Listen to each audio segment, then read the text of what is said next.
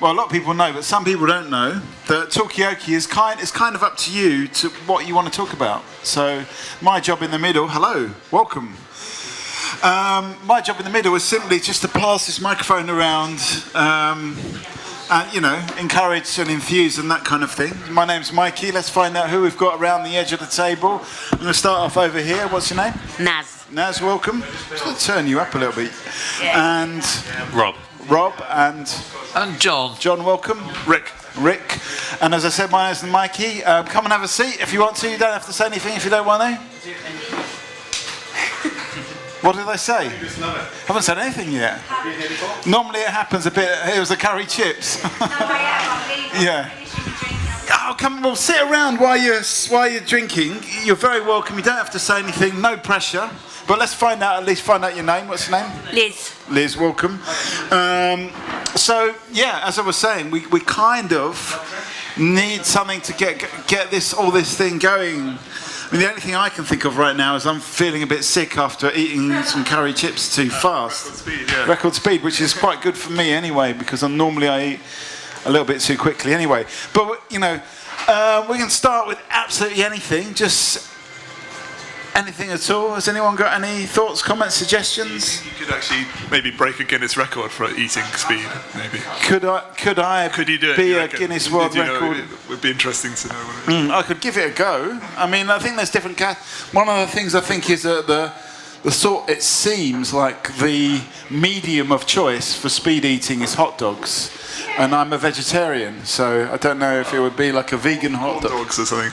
Yeah. Corn dog. Isn't a corn dog? Is a corn dog vegetarian? Corn. Oh, a corn dog. A corn dog. I reckon I could smash the vegan record. I think I could do it. Anyone else? Maybe we could start with this. Anyone else got any potential record-breaking skills or abilities?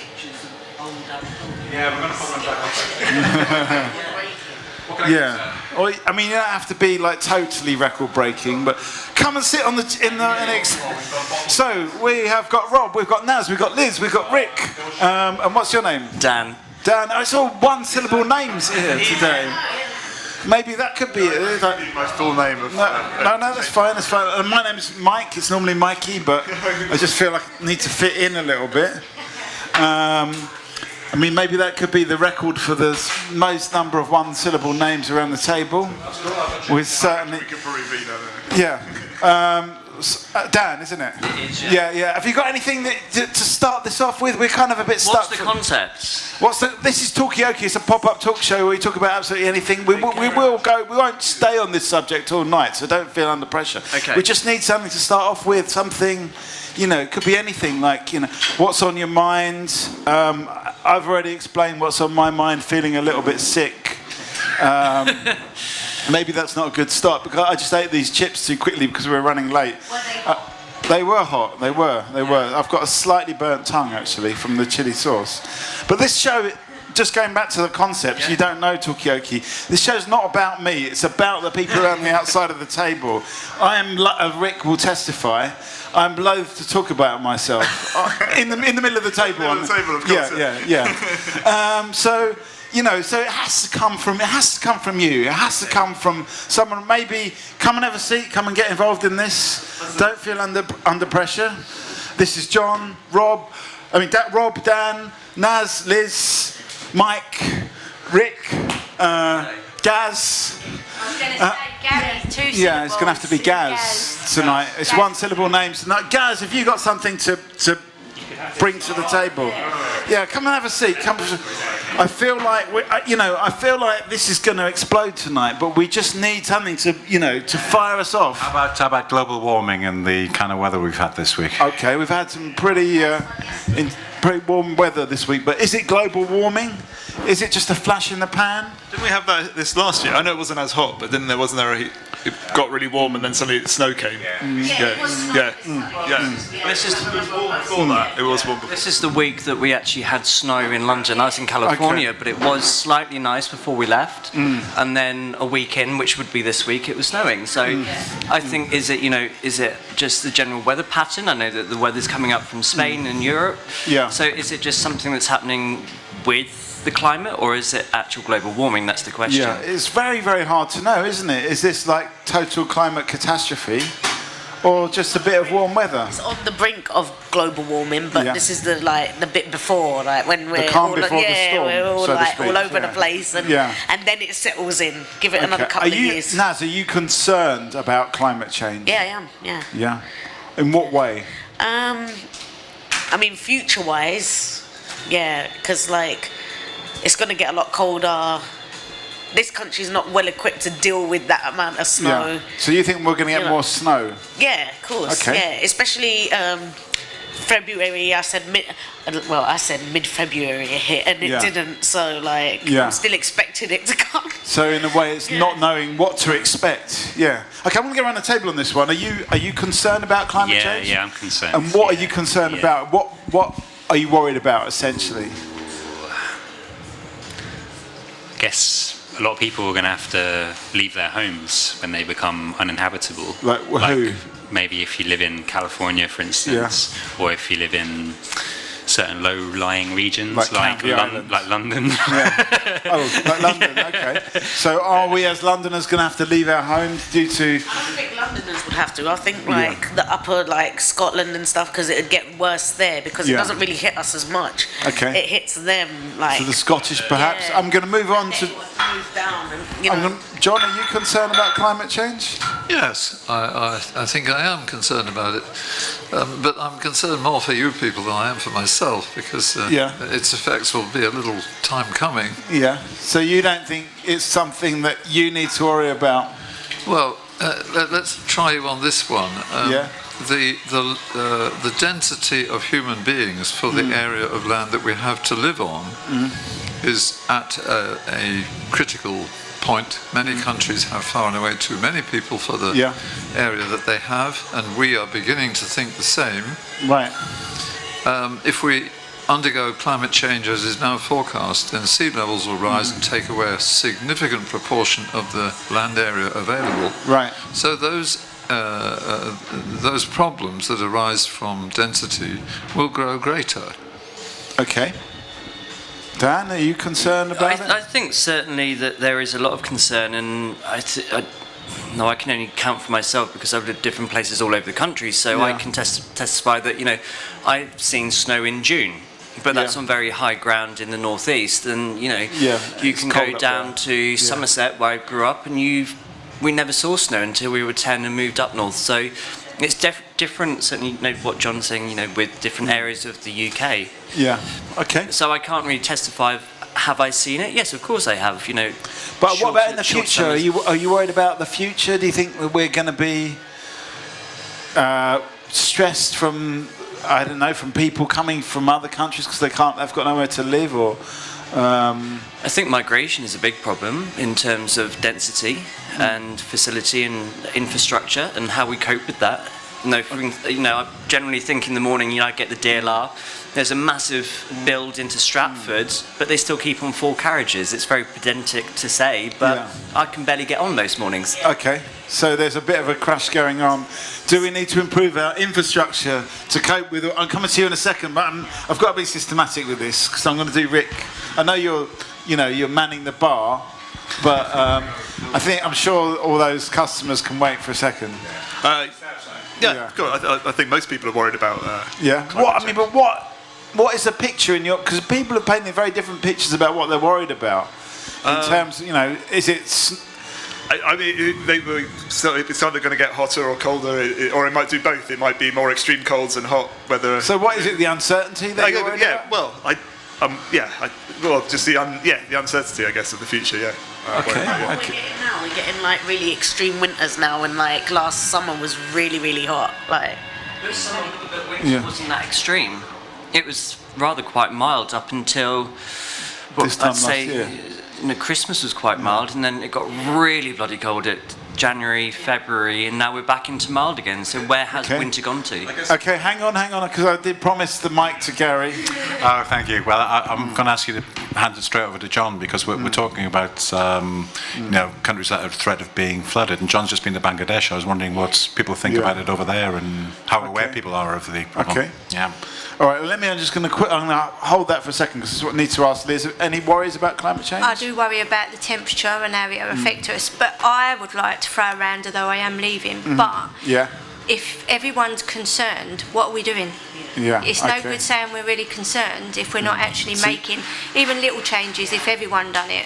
So you think we could be doing more? Yeah, I think it's no good sitting around discussing our concerns if we're not willing to say what will we do to make that change. Because you said a little change. What little change could we all do? Well, the toiletries that we use, think about those more. I'm currently just about to try and get the youth at my church to go plastic free. Right. Just little things like that. If we all take that on board. Yeah. Well, Gary will testify. I had my chips in a porcelain bowl instead of just get. Yeah, that's what I do. I took it over. Yeah, there it is. Exhibit A. They've gone. Yeah, they've been eaten. So, where do we want to go with this? Is it about what we can do? Do we want to talk about other countries? Apparently, you've just been to Bangladesh, so maybe we could get the Bangladeshi view on that. Are they worried about climate change? Is it a big problem for them? I didn't come across people who were directly talking about climate change, but it is an area which is, or where it is very obvious that any rise in sea levels will cause an immediate reaction in terms of numbers of people on area of land. I mean, the area of Bangladesh is about the same as the area of Britain. Yeah. But there are 2.5 times as many people on that area of land as we have. Right. So it clearly is quite significant for them that this density of people is at rather a critical level. But we also need to remember that a rise in sea level will very swiftly take away a great deal of the lowlands along the borders of the Bay of Bengal and reduce that land area, as well as what it produces, to something very significantly smaller. Okay.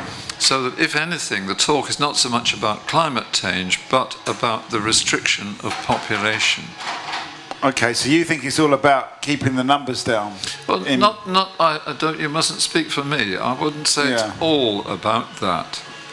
But it's a significant feature is for people in middle-class Bangladesh are asking, how is it that we still have? Hang on a second, John. Sorry. Let me just get a final thought from you, Liz.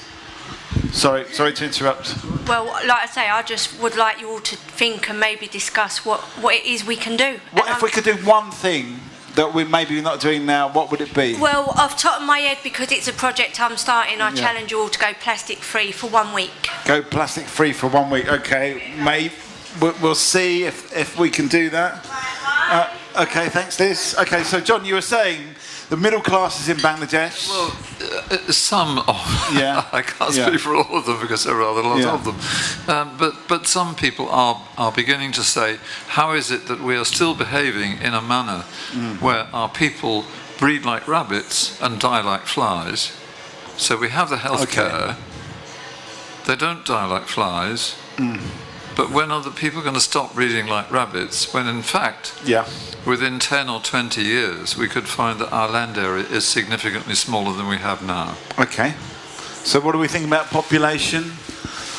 Are the people of Bangladesh breeding like rabbits? Are we breeding like rabbits here? It's not just Bangladesh, it's everywhere really, isn't it? It's like, like that program, like Born Every Minute. Like there's millions born every minute. Like loads of babies born every minute. Not just in this country. It's like everywhere. So I believe is it China that has a rule that only one child or you can have.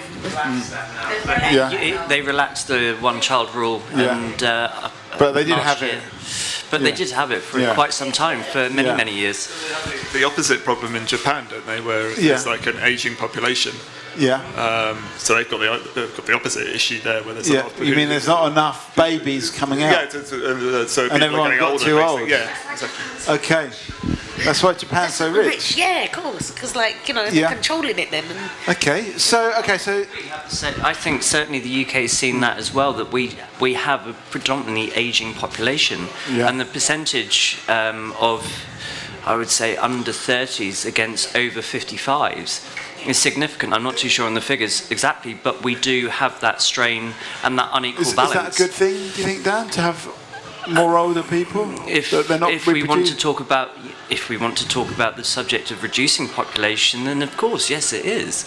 I mean, everybody's going one way. We're all going one way, but some people are going faster and quicker than others.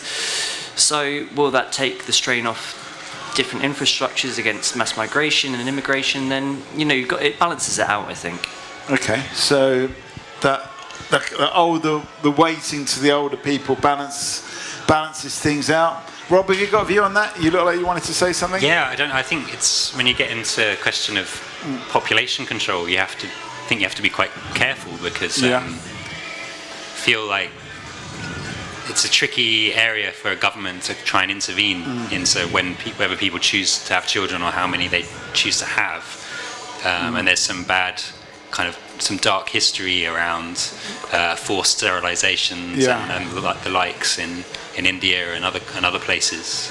What about the Chinese rule? Do you think it's a good idea? I mean, I think they've relaxed it, like you say. Yeah. I guess I don't know. I don't know how to evaluate. And what's that, going on in Japan? How come the Japanese are just kind of producing less children without, as far as I know, without any rules? I haven't got any Japanese experts here, but I've heard that sometimes that gets presented as quite a negative thing, in that people. I don't know. Yeah, it gets maybe people are fearful about the future. Yeah. I know actually Japan is a very rich country, but it's actually gone through about 20 years of economic stagnation, so it hasn't really had any economic growth. There's a lot of pressure on young people. I think young people really delay getting married because they feel like they don't really know what kind of future they're going to have. Certainly the work culture is very famous in Japan. Of the people that they do work very, very long hours to the detriment of their health, and it's certainly subject to a governmental review of how people are working and in which ways they do work. But of course, the society in Japan is that you look after your elders. So perhaps people are delaying having families to a later stage where maybe people are living longer, so they're delaying it to the detriment that they can't have children anymore. Yeah, so they're delay too late. Delay. Yeah, I mean, is that maybe a good thing? If John says there's too many people out there, could you have some kind of crossover between Bangladesh and Japan? Would that work? I've already done that bit. Because my mum's my mum's Oriental and my dad's like Pakistani Indian, so it's like covered. I'm what they call a double Asian. Like you can't get any more Asian than me.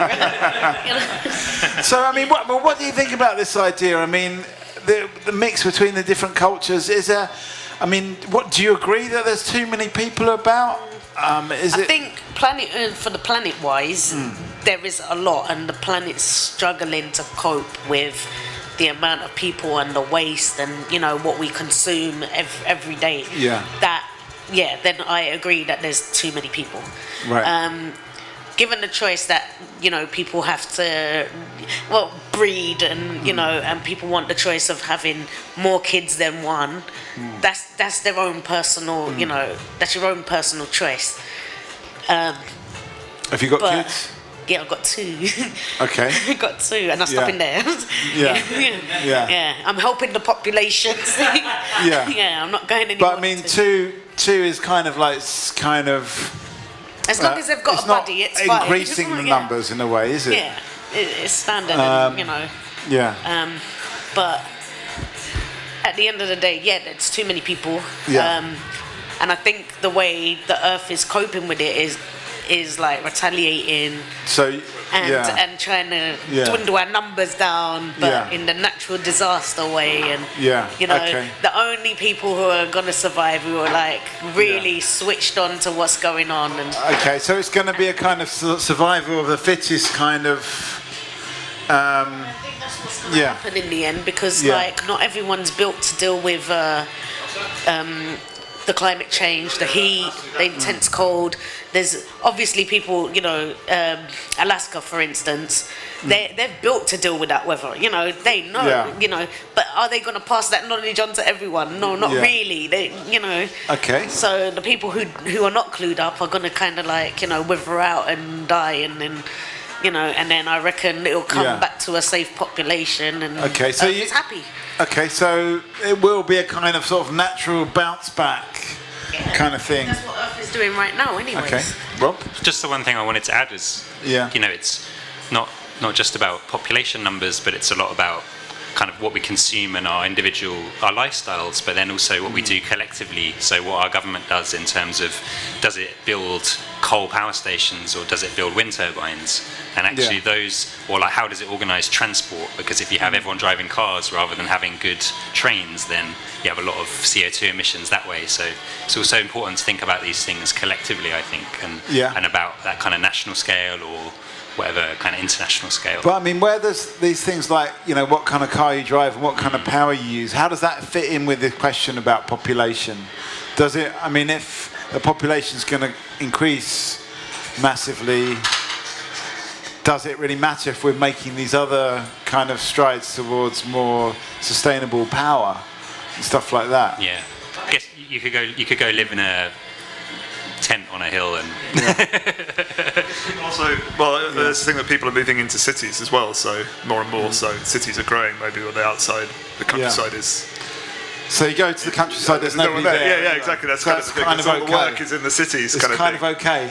Okay, Dan, it'll still be green basically. Dan, I was going to say, you know, the whole thing about the growth of population, and I come back to the infrastructure thing of, you know, trying to get on the train here to get even to just get to Canary Wharf. If you don't invest in the infrastructure, then you're limited to population growth. Yeah. Because people ultimately say, I won't move to this particular area like a city.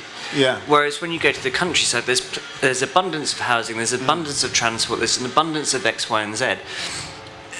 If then you want to control a population, then you've got to control the infrastructure to make it less attractive to people. So you think and actually that's a big conversation that's probably. I mean, what would? Okay, say you're Sadiq Khan, Mayor of London. Do you lay on more trains to make it less crowded, and then more people come to London, or do you deliberately keep those trains at 4 carriages just to dissuade more people from coming in? Well, as somebody that goes to Notting Hill every day, I can testify that actually going to Notting Hill is a lot more pleasant than coming back. Yeah. Because everybody's coming into London. Right. So the infrastructure within the tube system is fine, the bus system is fine. I think when you're talking about, do you add on an extra 2 carriages from Sevenoaks or from Epsom or anywhere else, you know, to add for that? Yeah. To then increase services. Yeah. And then there's a whole manner of things that you can do to limit the influx. But I mean, do you think there should be more people living in the city and take them out of the countryside, or there should be more people just more spread out? I think that certainly if you people go where the jobs are and the job skill is, and if you want to redistribute the population, then other areas of the UK have got to be well versed into sectors that are predominantly within cities, particularly London, to then increase economic growth, but also to then just redistribute where people live. So maybe invest in other cities, not just in London. Completely, and there's no reason why I mean, of course, you've got to be where the central theme is for your industry. I work in fashion, so it's got to be in London. Yeah. But there's no reason why you can't have an office in Woking, for example, because you can easily come into town for any meetings. Yeah. But then you go against the grain of going out to your office in Woking as an HQ. Would you work in Woking? I've worked in many places. Yeah. I've worked in the deepest, but darkest. Would you prefer to work in Woking or in central London? It wouldn't bother me, as long as it's the right fit for the company that attracts. It's got the right, sort of salary. Okay. I do think that we need to be very careful, though, about thinking from the point of view of our own interest, and therefore arriving at a set of ideas as to how perhaps society should run its affairs. The question of country versus town is dominated by one single driver, and that single driver is the economy. Nothing else. Yeah. If we look back at figures as to the balance between cities and towns in, say, 1800 compared with 1900, two things are very significant. One is a great increase in the number of people who lived in cities by 1900, as distinct from 1800. That goes along with migration from country to town. But there's also something else. With that migration comes a rapid increase in population. Now, nobody actually controlled and directed that. It was a consequence. There were opportunities. There were no constraints. There were no rules or laws. But of course, urban living does go along with a tendency to an increased population, whereas rural living does not. So if we allow the fact that the economy draws people into the city, it isn't by choice, it's by necessity. Right. And with that necessity will go a relaxation of how many children each family may deem it needs in order to replace itself and keep itself as an economically viable unit. So we need to be really pretty careful about this. There are lots of figures, plenty of studies. And what are you saying, John? Are you saying that when you say we need to be careful about what care do we need to take? One thing that struck me as being on the journey towards ludicrous is that there could be a political strategy that would allow 4 coaches on a railway train to reach overpacked level in order to reduce the number of people coming to use them. I don't think that that's going to be anywhere near the top of anybody's agenda for a very long time. It would just be a ridiculous manoeuvre to try to use, because the fact is economic necessity will override that anyway. So it doesn't really matter how many carriages, people will just insist on. It's nothing to do with numbers of carriages. Yeah. I mean, if we say that the Mayor of London does not willingly provide enough carriages for the numbers of people that want to use them, that in itself will be sorted out by way of the economic programme and what service the Mayor through TfL can actually provide for the economy, not the people. Right, okay, so it's all based, what I'm getting from that, there's 2 things. One, it's all based on the economy, and then the second one, it's all about the money. And then the second one, did you get a good snap, Rick? The second one, is that it's, I've forgotten what the second one is now. I guess it's this point about people will do it no matter what. They will move in no matter what, whether the resources are there or not, because of this economic necessity. So people will just do it. I guess that's why we moved to Poplar, isn't it, Rick? Economic necessity. We were quite happy in Hoxton, but then our studios got turned into luxury flats. Yeah. At the moment, it's a big massive hole, isn't it? Or They're in the process of getting turned into luxury flats. Yes. But it was also the only place in a short time we could find, really, actually, as well, because we were offered because we had a month at most to find somewhere. So it was like, oh, yikes. But I mean, are we all here through economic necessity?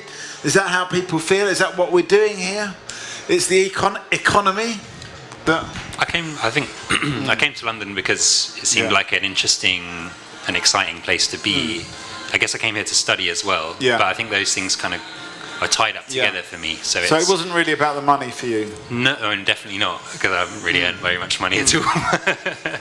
But yeah, I guess though that those things are all connected, aren't they? Those kind of cultural opportunities and education opportunities, and then the kind of jobs are alongside that. But it felt like the place where everything was happening. Yeah. I grew up in Northampton, which is kind of close enough to London that it was always there, and you always kind of could go and visit, and you knew what was going on, and there was always so much more going on there than where we were. Okay. So it's not, in a way, what I'm getting from you, though, it's not just about the money, it's about, I guess the money kicks off the thing, but then things happen where everyone gets densely packed together. Interesting things, like Talkaoke, for example. I didn't move from anywhere. I'm literally born and bred here in London. So it's like, anywhere else is like, it's not London, what do I do? Because I'm so used to it here, and I could not move out now, because I just feel so bored, because it's like everything's within reach, and you know, there's always something to do.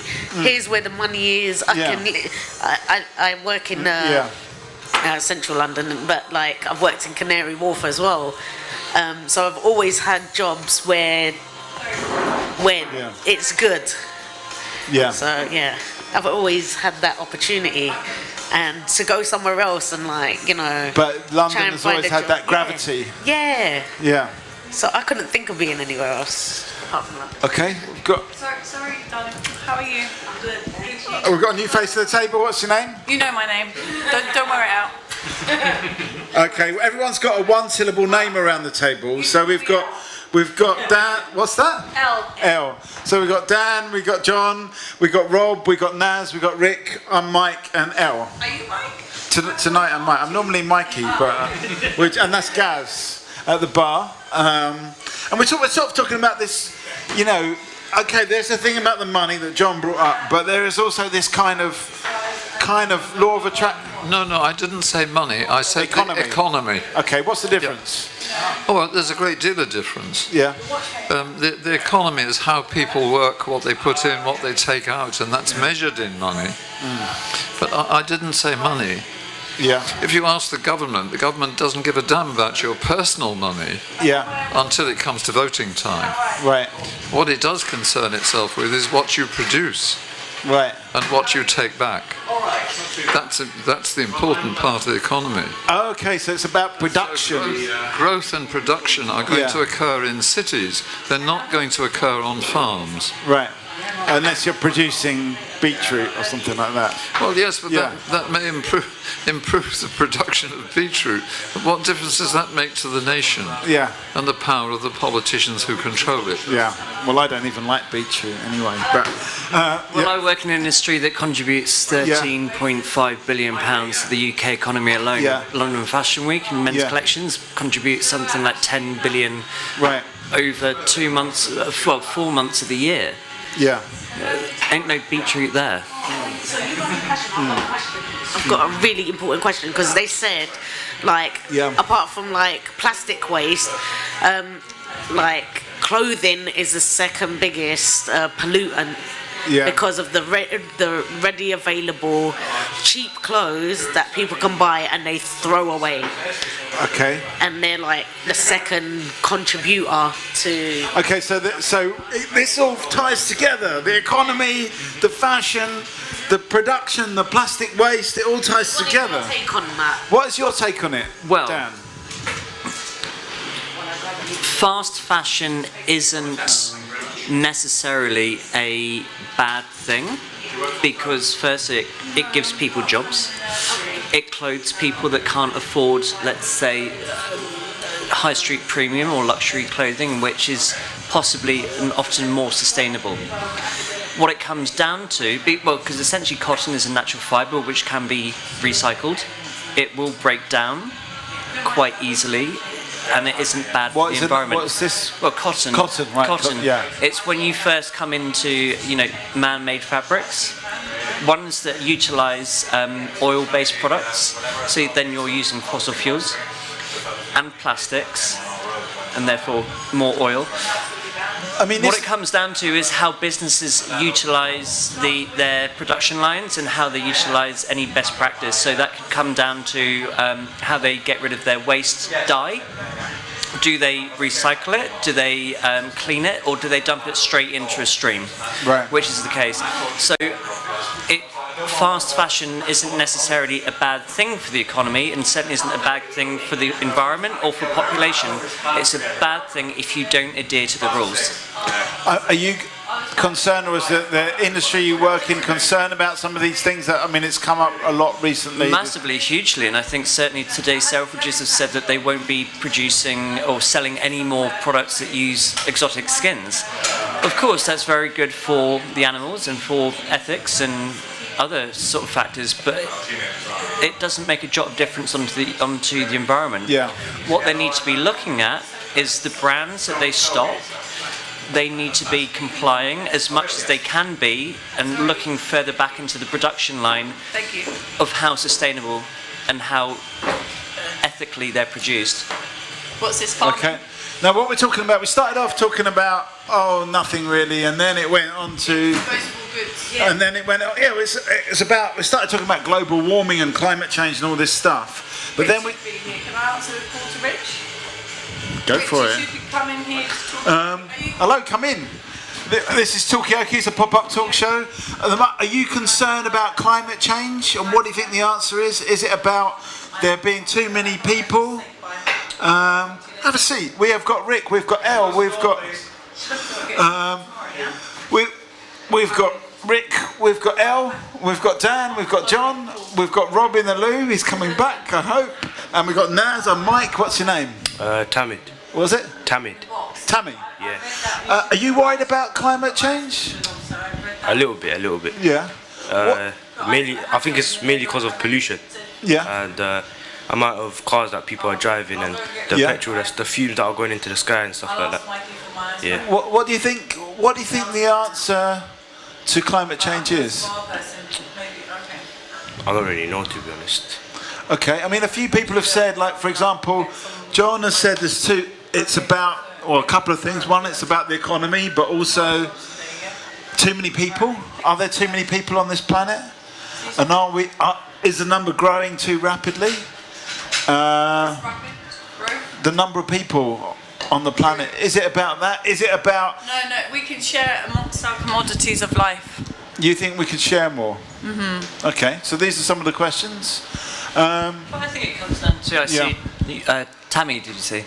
Tammy, he's got his dinner this evening, and he's got a plastic bag with polystyrene surrounding his food. And the question comes, and it comes to the fact of how he's possibly going to recycle those products. Yeah. Is he going to put it straight in the bin, or do you put it into separate ones that come on different days? Yeah. And I think, conscious of it. if everybody put it in the wrong bin, then we're all doomed. Yeah. We're not acting responsibly. But if we put it in the right bin, and then next time he comes in, he might necessarily might actually have the same packaging that he used coming in today. Okay, we've put you a little bit on the hot spot, but you've got all this disposable packaging. Do you think things like that are important? Do you think we could do better? It makes an impact, but I don't think it makes a big impact. Yeah. Like, too big of it. Yeah. Hang the set, Larissa. No? But where can you recycle plastic bags in London? I can't find it. You just acquire plastic bags. If you try not to, you get them. Yeah. You end up with this massive bag of plastic bags. Yeah. Where do you put it? Yeah. And in stores, they're trying to do that thing of if you don't want your plastic bags, put them in there so people can use them again. Really? Yeah, so it's like a little bank thing. There's a plastic bag bank. Yeah. That you can put your unwanted bags into, and people who don't have bags and don't want to pay for bags go and reuse them. And the essential thing is they come back with the bags so other people could use them. Okay. And sometimes working with early years, we can use toilet as a rocket. Yeah. And Use what? The toilet roll. Yeah, as a rocket. Oh, you use and then make water bottles. building materials. I see. Okay. All right. I mean, what are you going to do with your disposable items? To be honest, I'm just going to chuck it in the bin, You're just going to throw it in the bin, yeah. Come sit down, get involved in this conversation. Yeah, you've got a lot of people there waiting for food. But have you got a final thought before you go? Yeah. Give us a final thought before you go. What's the answer? I mean, you're probably the youngest person here. Are you worried in the future about climate change? Do you think? Definitely. I'm worried. But I think that there's going to be change. Yeah, but there's going to be changes to the world. That's what I hope is going to happen. And what sort of changes are going to happen? That the Earth's going to be more greener, and that everyone's together as. Yeah. Yeah, yeah. Hang on a sec. I'm going to come straight to Naz. Thank you, Tammy. But Yeah, the point you too. is, Have a good night too. how Enjoy is it going to snacks. get green unless we start now? So it's okay. So it's good to sort of have this vision of this greener planet, but somebody's got to actually do it. Someone's got to make it happen. You kind of missed Tammy, who was there with a huge number of. He had a big takeaway going on there. You could just paint it green, you know. Yeah. That would solve it quicker. Just paint it green. Yeah. Okay. Yeah. Yeah. On the screen. Okay. So. Yeah.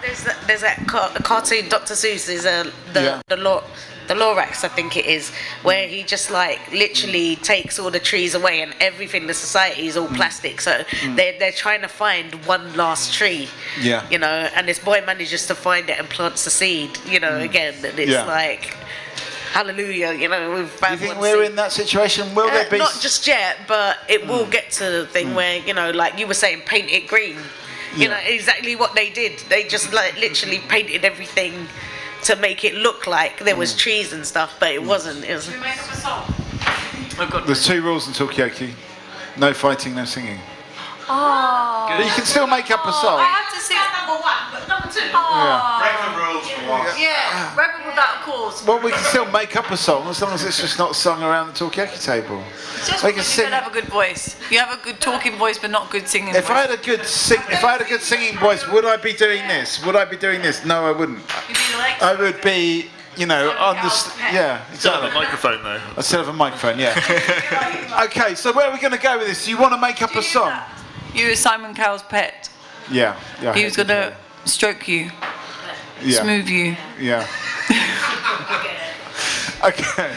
Okay. So yeah, we can go down. We can go down that route. It's up to you. It's not up to me. What route would you go down? Because there are other routes. There's orifices. Okay. Well, no one mentioned. We're talking about mostly singing. So I guess we're talking about the mouth. Yeah. What's that? Denial. What? Who's in denial here around the table? Nobody. Right. Let's okay. Well, let's moving on. I think. Where do we want to go with this conversation? Do we want to talk about the greening of the planet? Well, who's the father Of of who? the planet? Or who's the mother? Okay. Well, I mean, this We all are. this actually does tie in with this question about. No, the question of population and about who who is actually in control here. Who is going to be the, if not the, Sorry. if not the Go on, go ahead. the actual mother and father of the planet, at least the caretaker of the planet. Who's actually going to look after the planet? Who's going to make sure that it does flourish? And it is great. Yeah. A question, something I wanted to ask actually, because I read a figure today that London's tourism has been down by 20% since the London terror attacks. It's now been shown that it's actually increased 40% in less than 18 months because of Currency. Well, because of people's View. Sorry. people's faith into coming to London as tourists. Now, are we as people that live in the city happy with the level of tourism? And secondly, are we happy with it on how it impacts into our economy, as John was saying, our infrastructure, as we've been talking about, and also our level of sustainability as a country? Okay. What And about as a you, city. Dan? Are you worried about it? Would you like to increase it, decrease it? Would you like to make it more sustainable? First, I think that if I was made to go into Central on Saturday, which is just my idea of hell, to be honest. It's too much. I mean, Thursdays are busy, Fridays are hellish, Saturdays are just goddamn awful. Whereabouts in Central London? We're talking Soho, we're talking Notting Hill, we're talking, anything that is more on the tourist trail. On the tourist trail. Yeah. Now, a lot of people are coming from different cities where they don't have infrastructure as much, so they are utilising ours more and more.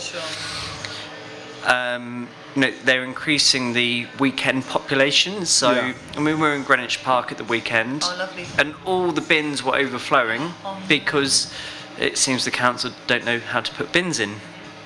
Now, do we have to, do what a lot of other European cities do and limit the amount of visitors to... do they? Yeah, they do. Barcelona is limiting the amount of visitors.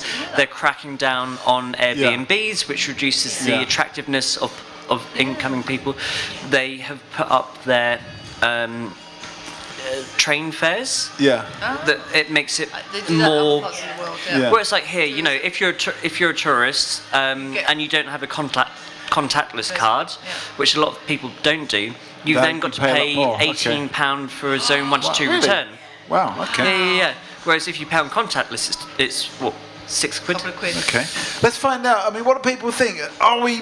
Is it? You wanted to? Looks like you want to say something, Karen? Yeah. Or Gaz? Sorry. Yeah. I mean, on the subject of Airbnb, it doesn't really add anything in terms of taxes or anything, because it all goes to the individual who runs it. So at least with a hotel, they're paying business rates and whatever. So Airbnb is quite off the scale, isn't it? Really. Yeah. But talking about central London, I mean, I lived there for a long time, 15 to 20 years. I lived right in the centre of West Wong. Yeah. It meant I could walk to work. I didn't have to commute, and it was actually a really relaxed place to be. You didn't have to get a cab back home to Clapham or anything. Everything was on your doorstep. But do you think there's too many tourists now in the West? Well, I know in Venice they're really cutting down, aren't they? But the problem is, so many people who are from there can't afford to live there anymore, and I think that's a similar thing now in London, isn't it? So it destroys the actual culture, doesn't it? I mean, is it just because there's too many people on the planet and they've got to go on holiday somewhere? Greedy. Yeah? That's all I want to say. We're greedy. I think certainly with what I've seen over the past, 10 years or so, going into Soho, is that it was dirty, it was gritty, it was a little bit dodgy. But now it's gone the other way. The average cost to open up a restaurant in Soho is now £1 million. What? And that's just for your first year. Wow. So you've got to turn that over, then plus some, to sustain your restaurant business. And therefore, then chains are then taking away any soul of any area. At least I must admit, the Pizza Express in Soho is very good because they have the jazz club downstairs, which is fine. You need to modernise your business model to suit the area. But then again, do you price them people out of coming into regular places, and then therefore does that take away any business because the rates are going up? And then if you're taking away people's accessibility to the venue, you're not getting the income, and therefore then that business may die.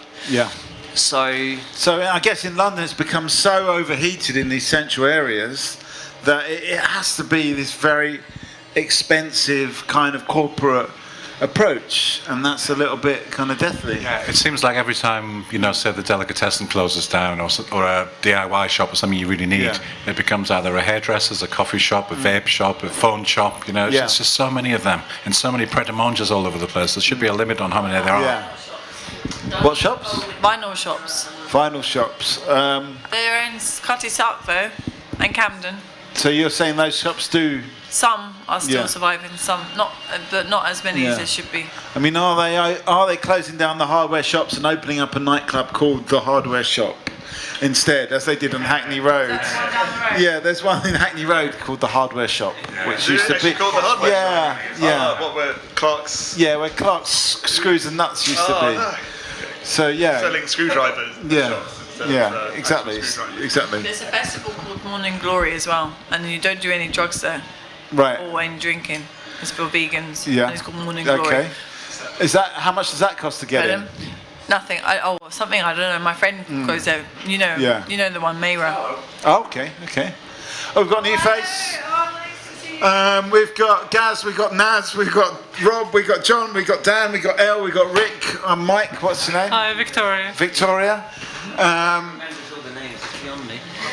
I know half the people around the table anyway. But anyway,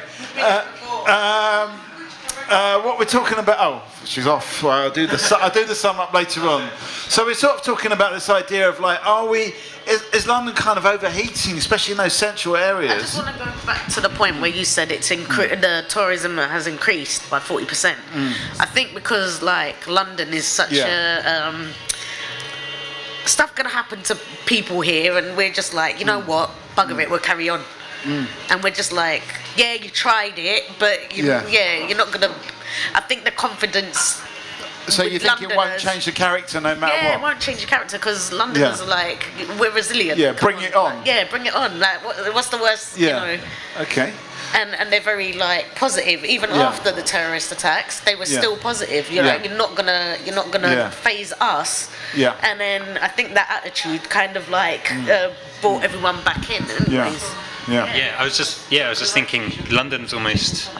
I don't really care about whether there's loads of tourists in central London because London's big enough that there's just different bits for different things. So it's not like Venice, which is obviously it's just about the gondolas as well, and you know, and if that gets destroyed, and that's a bit of a shame. But here, I just think like it's big enough to accommodate everything in a way. So hang on a sec, Dan, because we've got Victoria. I'm just gonna like fill you in on the conversation. It was about climate change, then it was about the economy, then it was about, I guess, London and people coming to London. But the question on the table at the moment is there just too many tourists in London, or as Naz says, the Londoners just say, bring it on, let's have some more tourists, let's get more busy, let's make a bit more money, and all this kind of stuff. So that's really where we are. Do you find London to be too busy in the centre?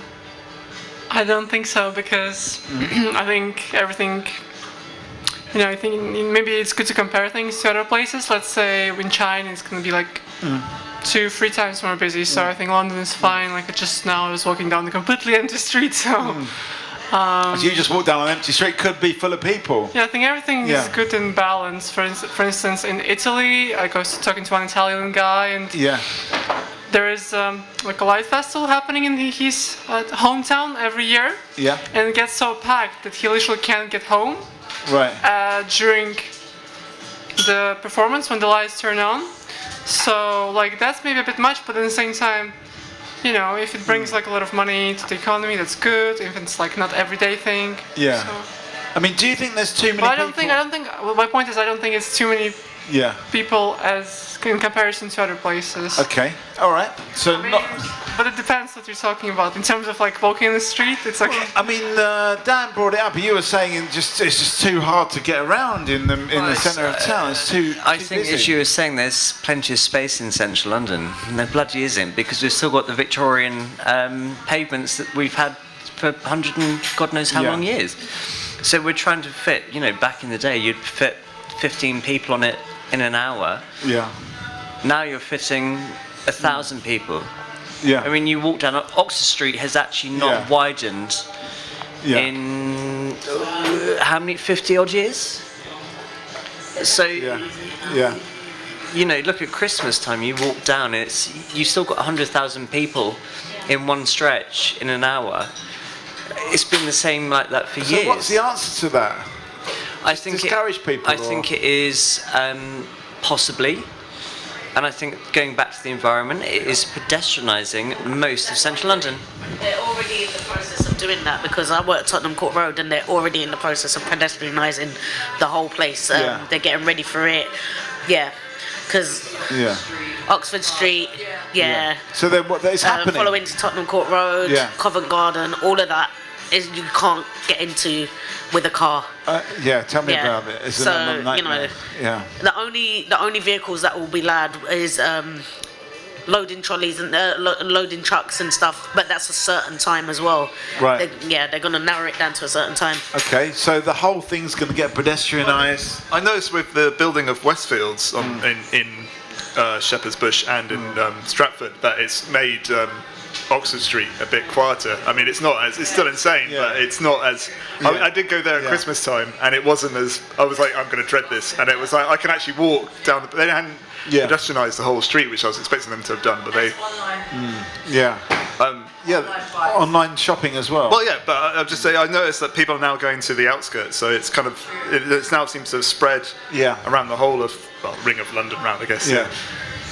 Yeah, I think just living in Southeast spoiled me because I'm so used to wide streets now. Like I forget the narrow streets are out there. So Southeast London has got wide enough streets. Definitely. Yeah. Does that mean it could be a place that could get more tourists in? Could we have more tourists, more shoppers? I feel like in 10 years or even 5 years. Yeah. Would you be happy about that? No. No. I mean, I'm living in the moment, let's say. Yeah. Okay. So right now you're happy with that, but you think probably. If it affects you, then Yeah. Okay. So I mean, when do we reach peak tourist times? I like your style, Victoria. What style? Your style or your way of thinking. Okay. All right. Well, plaudits all around. I have to say I like everybody's way of thinking around the table. And that leads us to the question: where are we going to go with this conversation? You know, are we worried about all these people? Are we like Naz, who's just like, bring it on, more people? I'd like to quite hear from John actually. How long have you lived in London, John? Pardon? How long have you lived in London? In London? Yeah. Well, I've lived in this area for the last 20 years. Wow. And what's your thought on tourists in Central and how can we sustain it? It would be difficult to sum it up because I come from Cornwall, which is a region that has been, shall we say, emasculated and made into a place where the only viable industry is tourism. This, of course, gives people in Cornwall 4 months of the year to make their money and 8 months when they don't. Yes. And on the basis that tourism is taking people from where they are and don't feel happy to places like Cornwall where they think they are happy, it's not very good for human ecology, really, because when people say, I love Cornwall, I ask them how they get on with the winter. Yeah. And nobody knows because they're never there. Yeah. But if I ask them, amongst artists, for example, what is the predominant colour of Cornwall? Oh, well, there's golden beaches and blue sea. And I say, yes, but what about December the 18th? And the answer is the only colour is grey. Yes.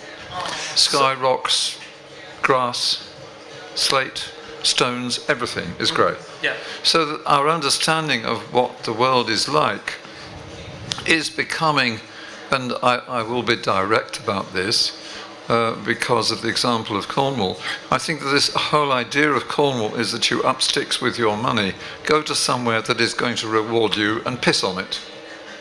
Okay. That's what you do. I mean, you think the tourists are pissing on Cornwall? That is the nature of modern life.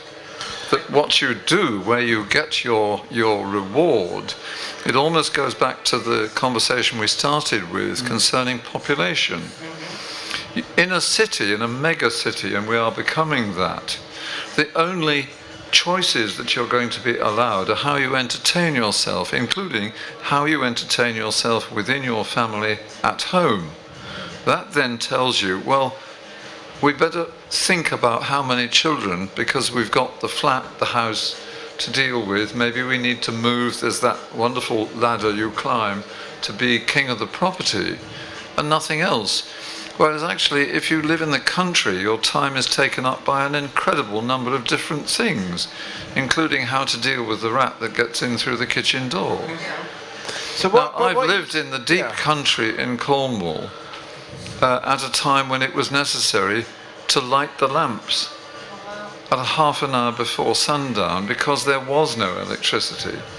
And of course the lifestyle that gave rise to was really quite lovely.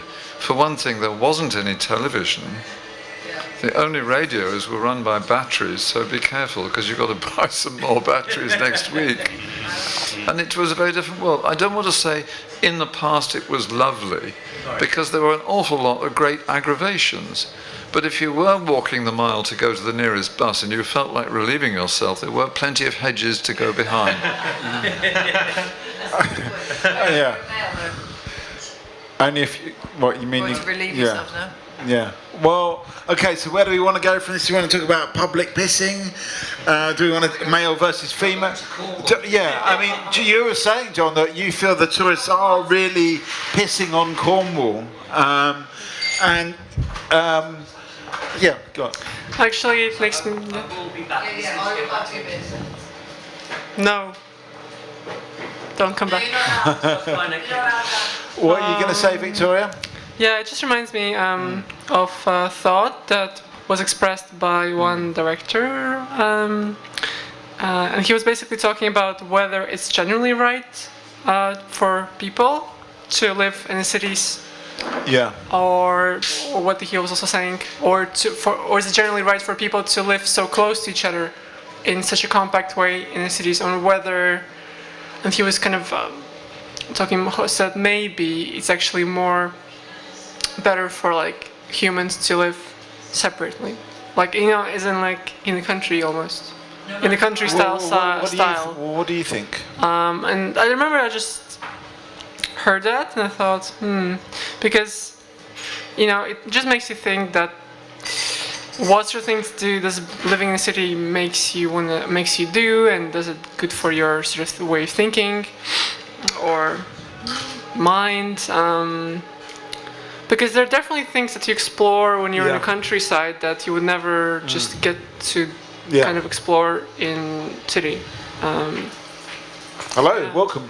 Welcome back. Yeah, because there's definitely something about being in nature, or just being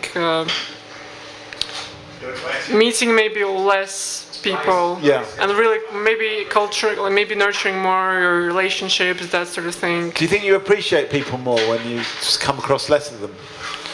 I suppose, yeah. I suppose it's a little bit like this idea of swiping on the dating apps, that there's always this other thing that's gonna come about, which is really an illusion, but Okay, so that's a question. There's so much there in that. Basically, my point is that this whole conversation reminded me about this idea of whether is it right for people to live in in the cities together, or is it not? That's kind of like because it's. What I'm getting from you, there's a bit of both. There are some advantages, some disadvantages, and we've heard from other people as well that it's exciting. It's where things are happening. Well, there's some people who can't stand living in London. That's why they don't live in London. You say, "How can you live here?" And it's like, this is crazy, It's like, why would you choose to live in London? But people do. I chose to live in London. Yeah, and I love living here. But some people. What is it about for you? I have a choice to do whatever I want to do, kind of almost to some sense. I can go different places. Today I can go do that. I can do that. If I don't want to do that, I don't have to do it. So it's great. But, different pockets of places. Okay, so you've got that choice. You've got that kind of excitement. Let me just sum up for the new people that have come. So we're talking a little bit about, is London too full of people? There's tourists everywhere, but some people just say, bring it on. It's okay. We can deal with like twice as many people. Let's have them. There's no one out there in the street. That could be full of people. Let's get more people. But then there's the other side, which is kind of like, well, what about this kind of quiet space for reflection? What about your personal space? What about all the pressures on you? So that's what we're talking about now. And this all comes from, I guess, some questions about, we were talking about the environment, climate change to begin with. Are there too many people on the planet? Is there not enough as well, equally? Could we do with a few more people? These are some of the questions. We have got Rob, we've got John, we've got Elle, we have got Rick and Vic, Victoria. So everyone's one syllable around the table today. And I'm Mike. E. What's your name? I'm Gonzo. Gonzo? Can I call you Gons? Is that okay? Just because this is our theme for today. It's like a one-syllable thing. So, or do you prefer Gonzo? G. Okay, G rather than Gons. Okay, G. We got L and the rest of it. What's your name? Come and have a seat on the table of chat. What's your name? Amin. Ami. A-M-I-N. Okay. Can we go one syllable with it? Or should we just lose this one syllable thing?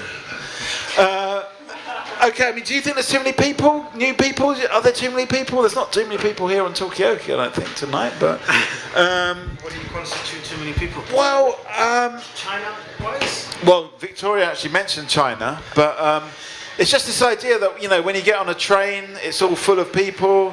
When, if you go to the West End, there's just people everywhere. John is actually from Cornwall, and he's saying in the summer there's too many people in Cornwall because it's all the tourists. And then in the winter it's just like a desolate kind of economic graveyard. So that's that's what's going on. We've got Dan here, we've got Ami, and we've got Gonzo, new people, and we're just trying to hitting them with these questions about too many people. Are there too many people about, really? When I was growing up, yeah, and I'm from Latvia, so it's a small country, but we have this touristy place called Old Town, and so it was in fashion to be against tourism when you were young. Right. So I'm kind of making, maybe there's some parallels can be drawn. Where this question arises, maybe it's in fashion now. Were there too many tourists in? There were kind of. What city is this? Riga. Riga, yeah. So but it's about the old town. Yeah. So in periphery there wouldn't be as much. Or what problems were the tourists causing? All kinds of tourist problems. Yeah. Give us an example. Yeah. We've heard a little bit because John here is from Cornwall, and he was very disparaging of the tourists. He was saying they come and they piss on Cornwall. Is it the same thing for Riga? It happens. It sometimes hits the news. Yeah. But I would say that it has also the positive impact as well. Like they bring in money and so. But then, yeah. Is it mainly stag do's? Oh, do you know? I haven't been there for a while. Yeah. Like, tell me about it. Is that why you left? Because there were too many stag parties? Yeah, they're pushing out artists from. Like, who are you? Yeah. We are making some fun parties here. Okay, so there was this question then about, are we getting pushed away by the tourists? Are they actually bringing anything of benefit? Is there a way to have a tourism that brings more benefit? Go on. The Philippines want more tourism. The Philippines? Definitely. Okay, well, why is that? The political spectrum that's going on there now. Yeah, so it's about politics. Well, it's about it's being deterred from the humanity perspective, so tourism is on decline. Oh, right, so the kind of human rights thing, they stopped people from going to the Philippines. Now they want to increase it. I mean, can you have is all tourism the same? Is it all like this? Because there's a kind of tourism that a lot of people just go to different places. It doesn't really matter where they go. It's just do the same thing, just go to a hotel or just do some shopping, get some souvenirs. Yeah. There's actually a term for it, but I don't remember it. But it's like a type of tourist. But maybe it also depends on the kind of tourist you are, because if you actually consider care about the country you go to, maybe you can actually bring some value. Who knows? Yeah. Because I actually, for example, I love to meet locals a lot of times. And if I go to some place and I don't meet local people, I don't do something with them, don't experience something, I feel like I've missed out. What was the point, kind of? Okay, so there's this idea maybe tourism could actually be upgraded. Could we have tourism 2.0 where you actually? Well, I think that certainly happened. From John's point, with Cornwall asking what's it like in December 18th, then nobody actually knows because they're never there. A friend of mine, for the locals, a friend of mine lives in Sitges in Spain, which is the coastal town just outside of Barcelona. Now, as we've mentioned, Barcelona doesn't like the cruise ships coming in because they take away money from local restaurants and hotels because people leave with their lunch. They don't eat in the restaurants in the city. They go back for their dinner and they don't stay in hotels, so there's no industry into the community. With Sitges, they realised that actually people were only really going from May through to September And so the local town council said, okay, we usually have the classic car festival in early April, then we have the ladies that do the crochet in late April, and then we wait for all the other people coming into May. So we'll move everything earlier, and they have the a big gay festival in September. We've moved that 2 weeks later. Right. So stretch it out a little bit. Massively stretch it out. Should they do that with Cornwall? Should they start having events and make it tourism all the year round, just to improve the economy a little bit? Well, I think if people were actually drawn to Cornwall because of the landscape, the seascape, the qualities that are intrinsic to Cornwall rather than entertaining themselves, then of course I would say by all means go all year round, because from my own point of view, if you get wet in the rain, okay, what's the difference? You're just wet, that's all. The landscape is very much the same. I mean, I've had great experiences facing a Cornish gale. Don't try spitting into windward; it will not work well. Never mind the pissing. In every well, I was avoiding that word this time. Well, you brought it up. What I want to say here is, you misquote me. I did not criticise the tourist. If anything, what I was doing was trying to draw a little bit of attention to the change in the nature of tourism. Right. If you visited a city in the 16th century in Italy, you would be expected, as cities in England expected of their visitors, to conform to the rules that governed the citizens of the city in Italy or the city in England. But now you don't, because you go there to set your own rules and you expect the people who live there to conform with your wishes. Now that transition is nothing to do with individual people. It's not conscious. I'm going to go to Cornwall in order to show them I'm the boss because I've got 50 quid in my wallet and they've only got 5. It's not that at all. That's not conscious. But there is a change in this idea of what you go to visit a place for. Well, now you go to entertain yourself, to have a nice relaxing time that is very different from your own. I think that the implication there, and this is perhaps something that you might like to consider, and it is this. If you go to any London mainline railway station at 6 o'clock in the evening, you'll see a mass of people. Have a guess at what proportion of those people are actually happy in the jobs they do, the work they carry out. Because I don't think it's very many. Therefore, for them, tourism is looking at something that has this idea of having been of value once. That's a very good point. Have a thought. Okay, so I guess what we're talking about is tourism, upgrading tourism, maybe going back to something in the past, how tourism maybe worked in the 16th century. And is tourism just really trying to get back to a path that we can never quite attain or achieve? Some kind of idea of authenticity. It sounded like that's what you were talking about. Yeah. I mean, have you been on holiday, Rob? The last place I went on holiday was, I went to a music festival in Germany. Yeah. Yeah. But were you searching for something? No. What were you doing? What were you doing in a music festival? It was in like outside. Yeah. By a lake. Oh yeah. Yeah, it was fun. Nice, it was fun, and then near Leipzig. Yeah. Yeah. Can you relate to what John's saying? Are you kind of escaping a kind of terrible existential trap of work and drudgery? I think, I'm doing a PhD at the moment, so I think that was like always I never wanted to do a normal job. Right. So I'm doing research in Poplar, that's why I'm here. Okay.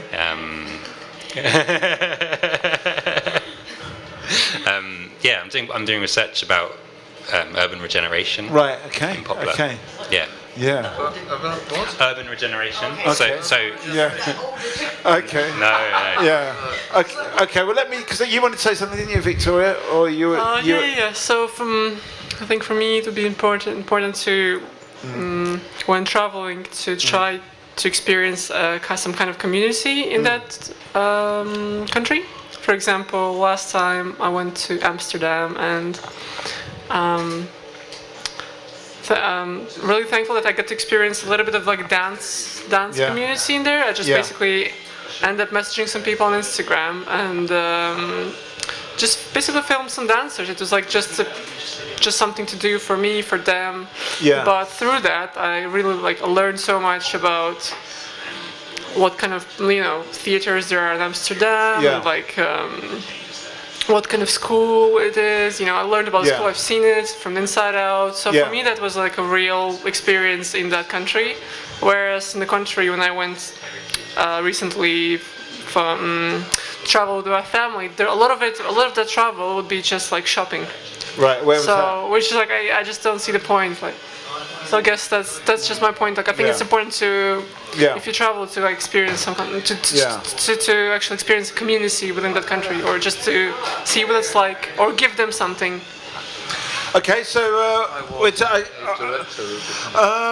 let me just bring this to the forefront, because I guess if you have got questions for the audience, you could definitely throw them out there, Rob. But I guess we're talking about things from this kind of tourism side. Like, do we need to see ourselves when we're tourists as kind of having some kind of deeper connection, some kind of I guess it's not like the tourism in Riga. Basically, that's the opposite of what we're talking about. This kind of, so the opposite of really just going and getting bladdered. Thank you. Well, we're going me and my partner hope we're going to Asia in a couple of months' time. Yeah. And I've asked everybody that's been to, particularly Thailand, where have you been? And we've got a very long list of where everybody's been to, and that's not where we're going to. Right. Because I've seen enough of Thailand over Instagram and Facebook over the past good few years that I don't need to see that side. I don't want to bump into an Australian, a German, and a French person. So you're asking you're asking people where they're going to avoid those places. Absolutely, yeah. Yeah. Where's the best restaurant you've been to, that's, decent? Oh, on the Koh San Road in Bangkok. Then I don't want to go there. Exactly. What's the point? Okay. If I want to meet local people, then I go local. And don't go to the tigers that are drugged. Okay, watch out for drugs as well. But we've got a new face to the table. What's your name? Hi, I'm Pete. Pete, we've got Gonzo, we have got Naz, we've got Rob, we've got Amy at the back there, we've got Gary behind the bar, and we have got John, we have got Dan, we've got... I might as well go for Loretta, because we've just dropped the one syllable thing. And we've got Rick and Vic. I like Rick and Vic, so I'm going to keep that one. And I'm Mikey, and I guess at the moment there's a few comedy duo from the 50s. Yeah, possibly. But that's the thing, is one of the things we've discovered about tourism. Are we trying to revisit things from the past that just don't exist anymore? If I may, to tie in with what Dan just said, that in order to know where the locals hang out, you need to spend some time there. You need to kind of chat to the local gangsters and get under the skin of the population. So how on earth can you do that in the 2 weeks you're away? I mean, I would, if I had 2 weeks in Thailand, I would try my hardest, but I know it's not going to get off the beaten track that much, because there's just... I mean, I spent a year in South India. I got to see some fairly amazing stuff. Yeah, but how long were you there for? A year. Yeah. Okay. Or a year and a bit, yeah. Right, okay, so you, in a way, you need to spend that kind of length of time to get to know a population.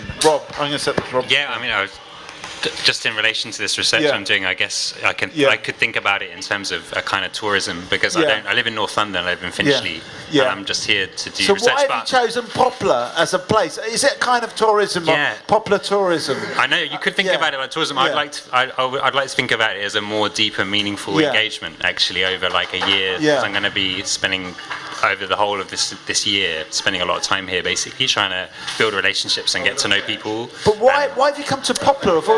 Yeah, welcome. Yeah, right. I mean, you are very welcome. Really, I think that's the sense. Yeah. But I mean, why Poplar? Why? Because I think I had some family from the East End, so I used to come when I was younger. Yeah. And like I said, I didn't live in London, so London was the exciting place to be and everything. And I always liked it around here.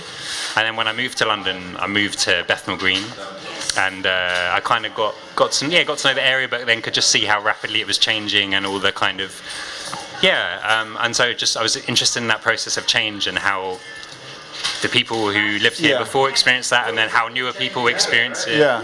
Sorry? Changing here. Yeah. I mean, I've been here less than a year actually, so I'm just exploring the area myself. I just found. Do you think it's changed in a year? If you walk down from here to say Trinity Buoy Wharf on the river, you will not. Wherever you turn your head, there are building sites. So it will change, of course it will. So it's actually I mean, they're making it change, and where I live now is gonna, quietly go away, get knocked down at some point within the next 5 years. So in a way, aren't we all? We're all kind of these long-term tourists, I suppose. I just get the feeling that, I mean, London's got so much history, but I feel like East London has a very interesting and lots of history in itself. Yeah. So I think that's what's so fascinating about East London. There's a whole depth of history, and you just keep discovering more and more stuff. Okay, so you can keep discovering stuff. Does it matter that it's not there anymore? I guess yes and no. It seems ever changing. That's the thing. It's always evolving, and I just.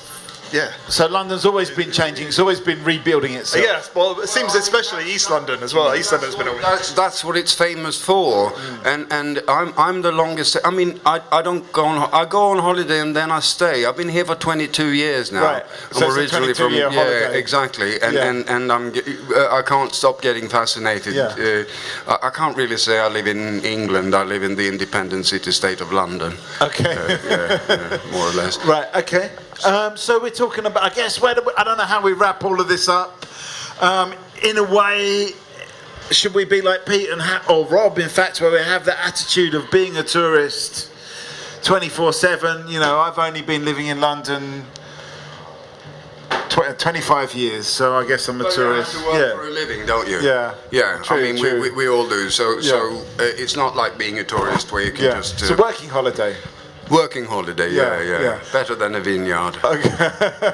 Are we on a working holiday here in a way in London? Busman's, it was an interesting point. Is London like the rest of England or Britain or not? Is it like a different kind of place? Is it like a? That's a good point. I mean, do we want to go down that road? Do we agree with Pete that London is kind of like an independent city-state that's got not that much to do with the rest of the country? No, like I said earlier,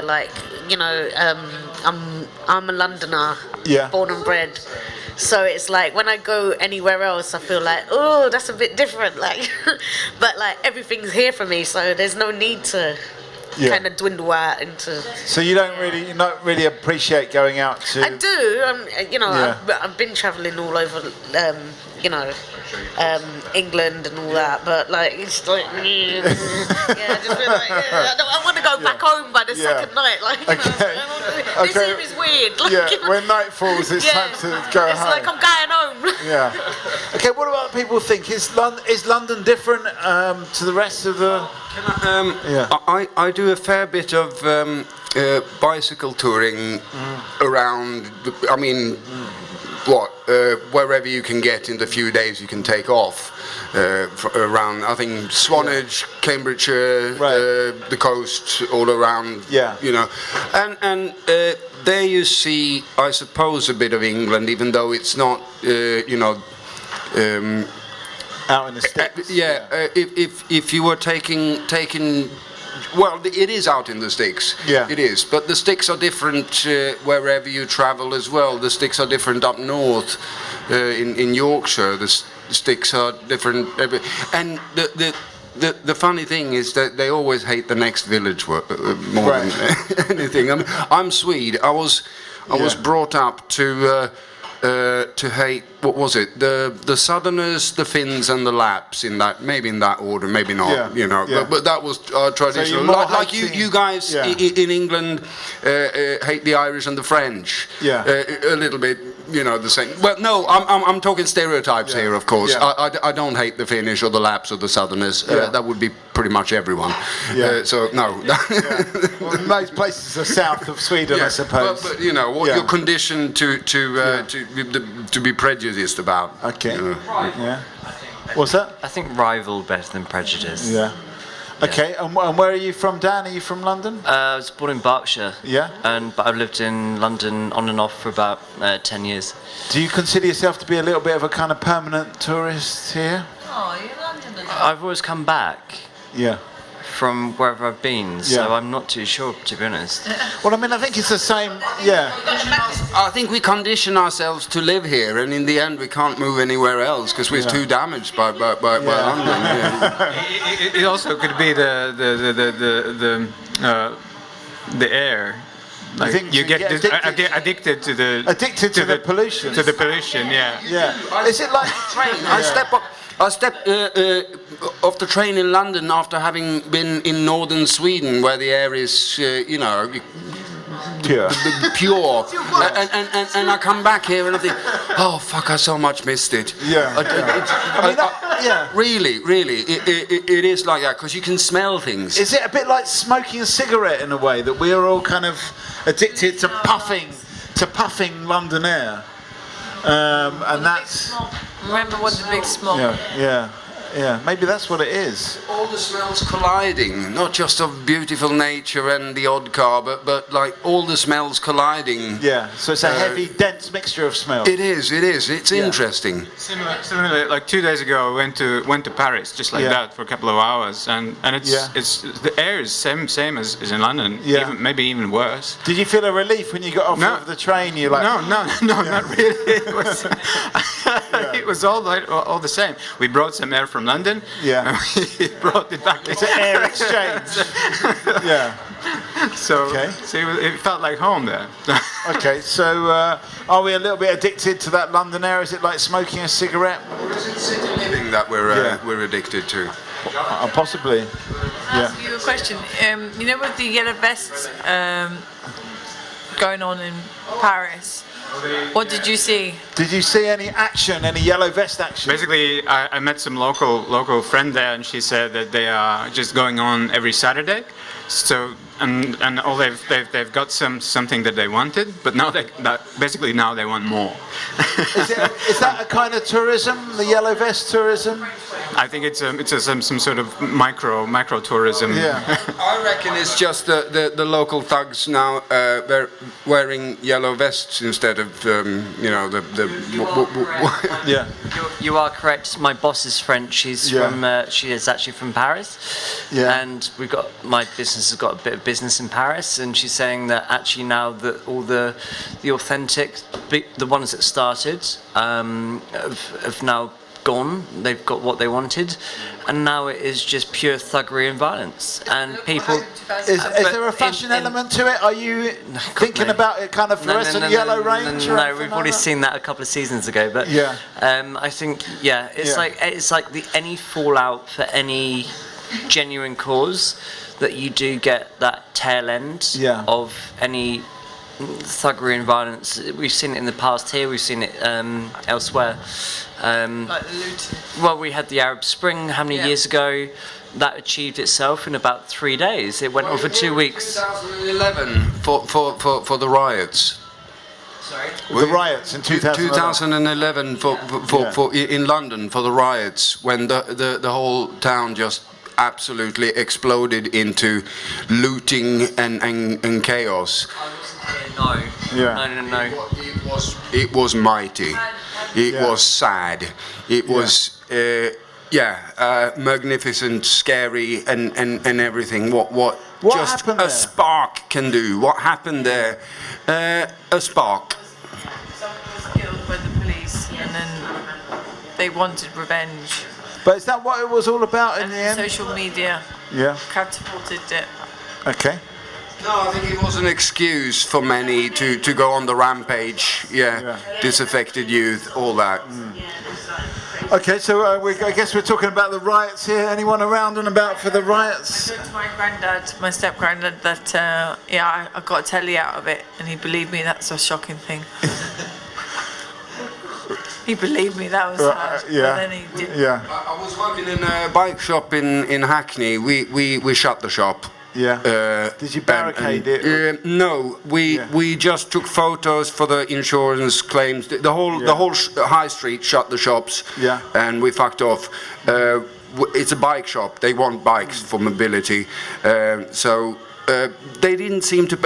Funnily enough, they didn't pay attention to our shop. They looted the Lidl's and the Tesco. But that little row of shops, the pet shop, the dentist and us, they didn't bother. Nobody ran off with a bunch of rabbits? Had it been open though, it would have been up for the taking. So it was better. I mean, the Turks, they had the right idea. They stood there with machetes outside. You can try by all means, but we will kill you. We were two, middle-class white boys in a bike shop. No fucking way we could put up. Okay, so you just locked up and left. And left. Okay, John, looks like you're off. Give us a final thought. Unfortunately, don't take it personally, but I've got to go. So I'm afraid I have to go. One thought you might like to consider later. Actually, from yourself, Mikey, the expression "survival of the fittest" is quite popular because it expresses how we all compete and jostle and shove and push to make sure that we get on. Actually, it's a bit wrong, that, because survival of the fittest was devised for creatures who eat others and are themselves eaten. The problem about us is it doesn't work because nobody eats us. So I think in the future, the answer to climate change may be survival of the fittest, so long as we can introduce a species that eats us.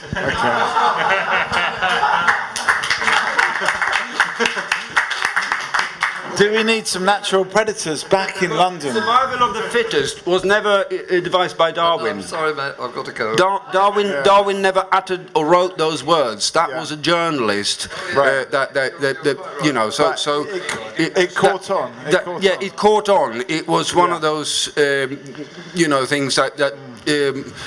Heavy metal was invented by journalists. The expression "survival of the fittest" was never. What Darwin would have said, I think, if he would have made it that short and lovely, would be survival of the most adaptable, rather than because for example, people try to be an alpha male. There's no way you can be an alpha male on your own. You can't be self-appointed. You have to be chosen. You have to be voted alpha male if you can do things for people that helps them. If you're a thug or a bully, you'll be dealt with. It's not the same as an alpha male. You'll be dealt with. I didn't get quite to read it. It's on my bookmarks today, but I think it's on the Metro on one of their blogs. Is what makes men lads, and why do traditionally straight males engage in stupid rituals and let's drink a dirty pint, and why do we do soggy biscuit, if you know what that is, but no, you don't want to know. We'll leave it on that. But it is. But why do people, and that's coming back to your point, there's no such thing as an alpha male without the pack of others. If sports was building character, then sports people would be their character would be better. Instead, they all seem to be, gang rapists. Okay, so the sportsmen are not necessarily the ideal man. I'm going to paraphrase that as. I mean, are you off? Give us a final thought. I'm vaping, mate. What's that? Oh, you were just vaping. Okay, so you're coming back, Gary? Yeah, following on swiftly from Soggy Biscuit. Has anybody seen Soylent Green? Have you seen that film? It's a Stobie film. Is that what Soylent Green is? Well, almost. Yeah, it's part of it. Yeah. So that's it's Edward G. Robinson's last film, and it's sort of kind of really promoting euthanasia within this sort of futuristic culture, and you get to choose all your music and your visuals as you kind of die. And then the truth comes out towards the end of the film. I won't actually tell you what it is, but I heavily recommend that film. For once, it's actually better than the book. You know, people always say that the book's better than the film. Soylent Green. Soylent Green. Soylent. Green. Yeah, absolutely brilliant film. Yeah. And, not Port Soylent. No, not quite. It's got a Y in it. Yeah, but I mean, what does that say? Because I guess what we're talking about now is the nature of the kind of. It's talking about too many people on the planet. How do we feed them? Yeah, but it's also about the nature of the male, I suppose. And you know, is this male behaviour to do with there being too many men and they're all competing? Too many straight men. We're about half. There's not too many men. We're about half. I mean. No, in fact, we're a little bit less than women because they live on average a little bit longer. Men, I mean, but it's the men that are cause. Still a man's world, though. In what sense? Well, look at the human rights of the ladies around the world. Yeah, you think that men have got more rights? Society, of course, definitely, no question. Because there's more of us, but because things are, you know, skewed. Yeah. Generally more aggressive, aren't we? Yeah. I mean, where there's more of us now, do we need to be less aggressive, or do maybe need to be more aggressive? Like India, there's more than anyone. People are in each other's faces. They are less aggressive. Right. Yeah. You can't expect to be alone anywhere except in a room. There's people everywhere. So there's no way you can be too aggressive. Because there'll be fights flaring up everywhere, left, right and centre. I mean, do you think, in a way, in London, if we're going to have this huge population, we need to go down that road and become a bit more like South India and a bit less aggressive? We're trying, I think, we're trying. Okay. There's much less of a sense of personal space in Asia, especially in kind of places like China. Everyone just seems to be very comfortable next to each other. I mean, in London we're very close to each other, but we don't really communicate to people we're on the tube with, do we? I mean, if you go to somewhere like Newcastle, where I'm from, you know, everyone speaks to each other on the train and everything. Yeah. It's still a city, but it's got a completely different vibe to it, you know. Yeah. But also London it's full of people from other places, isn't it? You know, I mean, that's one of the things I love about it. It's so cosmopolitan. There's people from all over the world. There's so many different languages, so many different foods, and it's generally a very tolerant place, isn't it? You know, I think that's one of the great things about London. I think certainly, we lived in the same sort of part of the world, and everybody said all the northerners are far more friendlier. And certainly in cities, they really are. And even, in the bigger towns like Darlington, everybody would say good morning, or you might know somebody from your sister's cousin's sister's wife's husband's somebody, neighbour. Oh yeah, how are you doing? Yeah.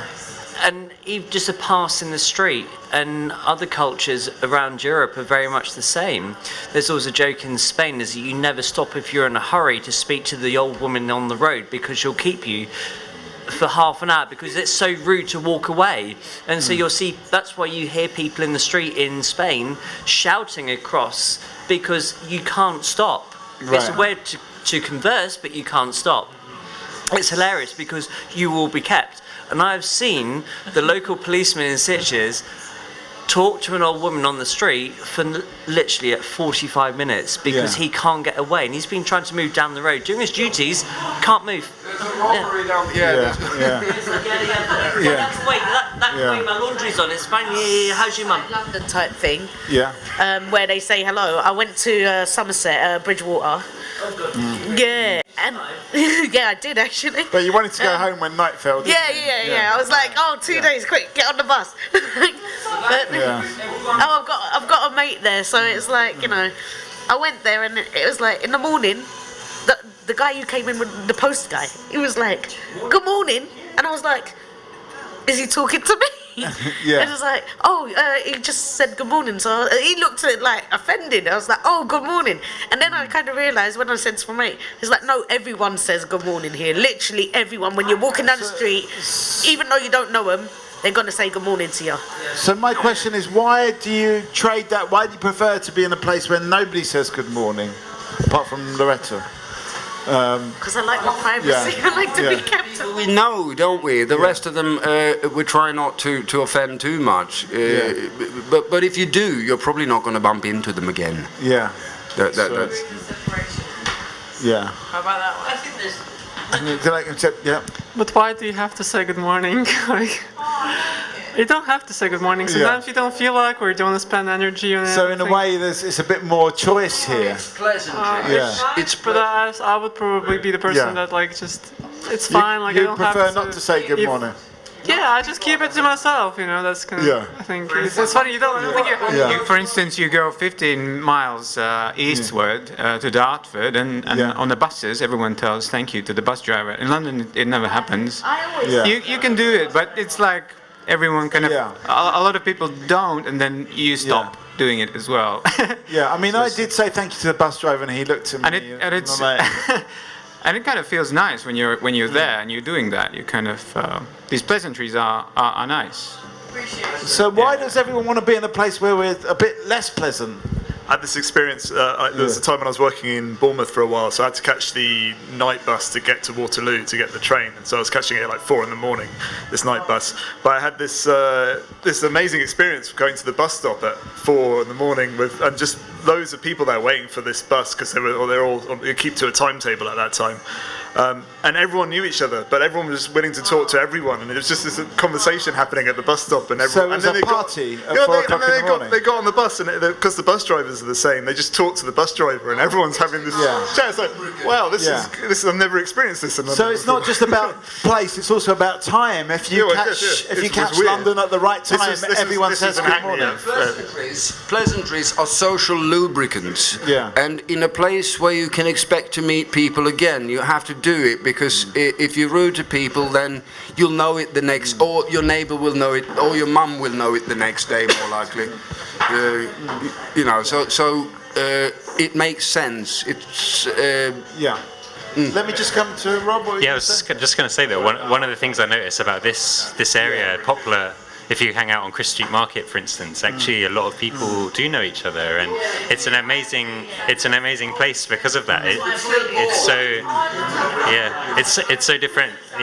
So different to where I live actually in London. So different parts of London can have different atmospheres in that way. Okay, and where do you live in London? I live in East Finchley. Okay. So it's not quite like that.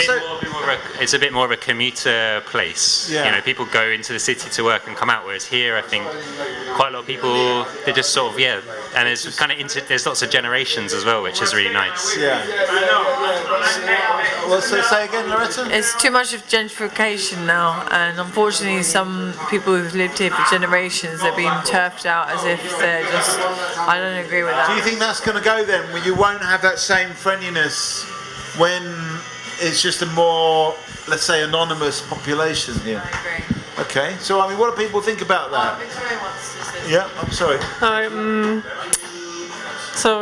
So coming back to the topic of like why in some places people are more cheerful and polite. Well, I grew up in a small town, and every time I would go to like a capital, or like the bigger city or to a bigger place, I would always feel really drained when I come back, like really like low on energy, and I feel like.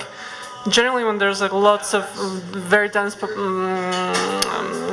a lot of people, it just soaks up your energy so much. So you have no like willingness to like, you don't really want to spend more of that energy to like talk on things that you might not meet those people again, that sort of thing. So whenever there is a small community, people seem to be like, it's like a natural thing to do, to be open. I think when you're blissful, when you're happy, like you're naturally more open. Of an investment, I suppose, because you're going to get it back. Yeah, exactly. Whereas you're open, so if you say thanks to the bus driver in, I don't know, Bethnal Green, you don't get it back. So it's about investment. It's about conforming to socially as well, because language is not just a barrier and a bridge; it can be a wall as well. So I have been.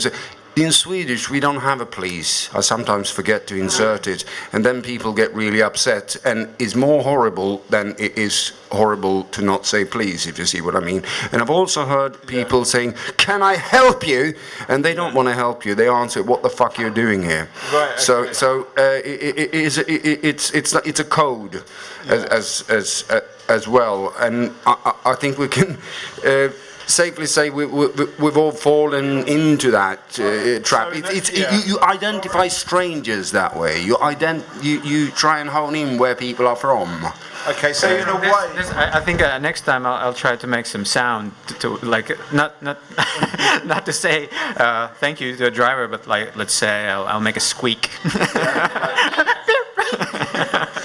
That might work. You know, I mean, it's interesting. This point is like you can almost be saying the opposite with what you're saying. Like when you're saying good, you can say good morning in a way that means bad morning, or please in the way that's not. Yeah. So yeah, the language can actually, it's a bit more tricky than that. I certainly think within what Victoria's saying, you know, you do, when people do come, let's say, up to London, which I hate the phrase, but we come up to London. Technically, it's down, but also you come to London anyway. People feel drained, and my mum, she's not old, but she does have some small arthritis. And she's like, oh, we got to walk this far. It's like, you've literally just walked a less distance than you do every morning with the dogs. Yeah. So, but there's also so many more people, there's so much more to see. So it does take a draining out of you. But I've never quite understood how people find cities so draining when you're coming from... She meets more people in an hour here than she does in a week where she's from. You know. Most likely, but she certainly sees much more, far more.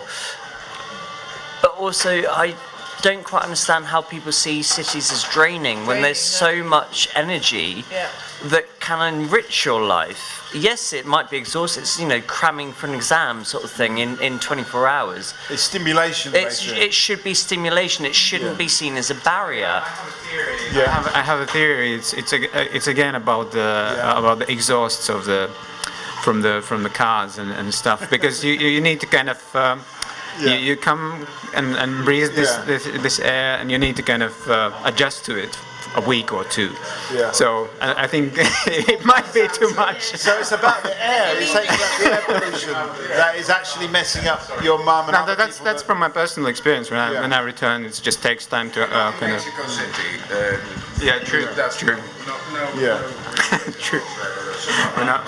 I mean, where do we want to take this conversation? Well, I guess we're talking about the stimulation. We're talking about the stimulation of London. It can be tiring. The idea of investing, it's too much in a way to invest in such a big city with niceties, because you don't get it back, because you will never get the niceties back. Whereas in a little town, you have to, because you will get the niceties. I must say, I'm more likely to growl and snap at people here on the more not where I live, not where I work, but in between. In between. So, for example, there was someone on the canal the other day where I ride up to Clapton. Yeah. And I'm sorry, and I say, "You will be." And he goes, "What did you say? What did you say?" And I was like, "I'll go fuck yourself," because I know I'll never meet him again. Yeah, hopefully. Yeah. Well, you know. It doesn't matter. So in a way, I mean, there's a kind of freedom there. There's a kind of honesty, I suppose. I come from a town with about 75,000 people. Most of the faces you see every day, you will recognise. Here, it's another thing, and I quite like that. So there's an anonymity which leads to a kind of, I guess, freedom of expression, I suppose. No, I don't think so. I'm very much of the belief of being. It's nice to be nice, and it's funny. I get on the tube in the morning at the same place at Canary Wharf to go up to Notting Hill, and this guy gets on who I was actually most disappointed that he's actually got a girlfriend, but who I actually saw the other morning, and I get on one door at Canary Wharf, he obviously gets on the same door, right? I think it's Bermondsey or something, so we're on the same, literally the same bit of the carriage, which is weird. Yeah. Imagine if I'd, said to him, "Oh, watch your fucking self, mate." Yeah. One morning, I've endured him for 3 months. Yeah. 4 times a week. So you can't afford to be anonymous, because if you keep your routine, which is very evident within society, you will see the same people, you'll see the same situations, whether it be the shopkeeper putting out the flowers at the same time in the morning, whether it be the same person getting on the tube at the same time. You can't afford to be rude to anybody, and I think... No, but I work in PR. I work in PR, and you can't afford to be awful to anybody. What about if someone's being awful to you? But this leads to, yes, we are an overpopulated city. We're nearly pushing 8.7 million people. And that's just in Greater London. We're not talking about the people that come in from Essex, from Surrey, from Hertfordshire every single day for 5 days a week. We're talking about just this overpopulation. It's insane. So really, if we're more considerate, if on the DLR you move down the carriage and don't congregate in the doorway, I can actually get on in the morning, because they haven't put an extra 2 carriages. I'm wondering about how people feel about being rude on the telephone. And I'll tell you what puts me in a really terrible mood, if I'm not just if I'm kept hanging on the phone, but if they play something like Four Seasons, it just really irritates me. I rang this morning and it was Eric Sarty, and I was so chilled out. It was really nice to the person on the other side, But if it's Four Seasons and it crackles and it's distorted, it just puts me in a foul mood. But it's funny, when you've never met this person, you have a sort of vision of what they might look like based on the voice. 0.9%. Yeah.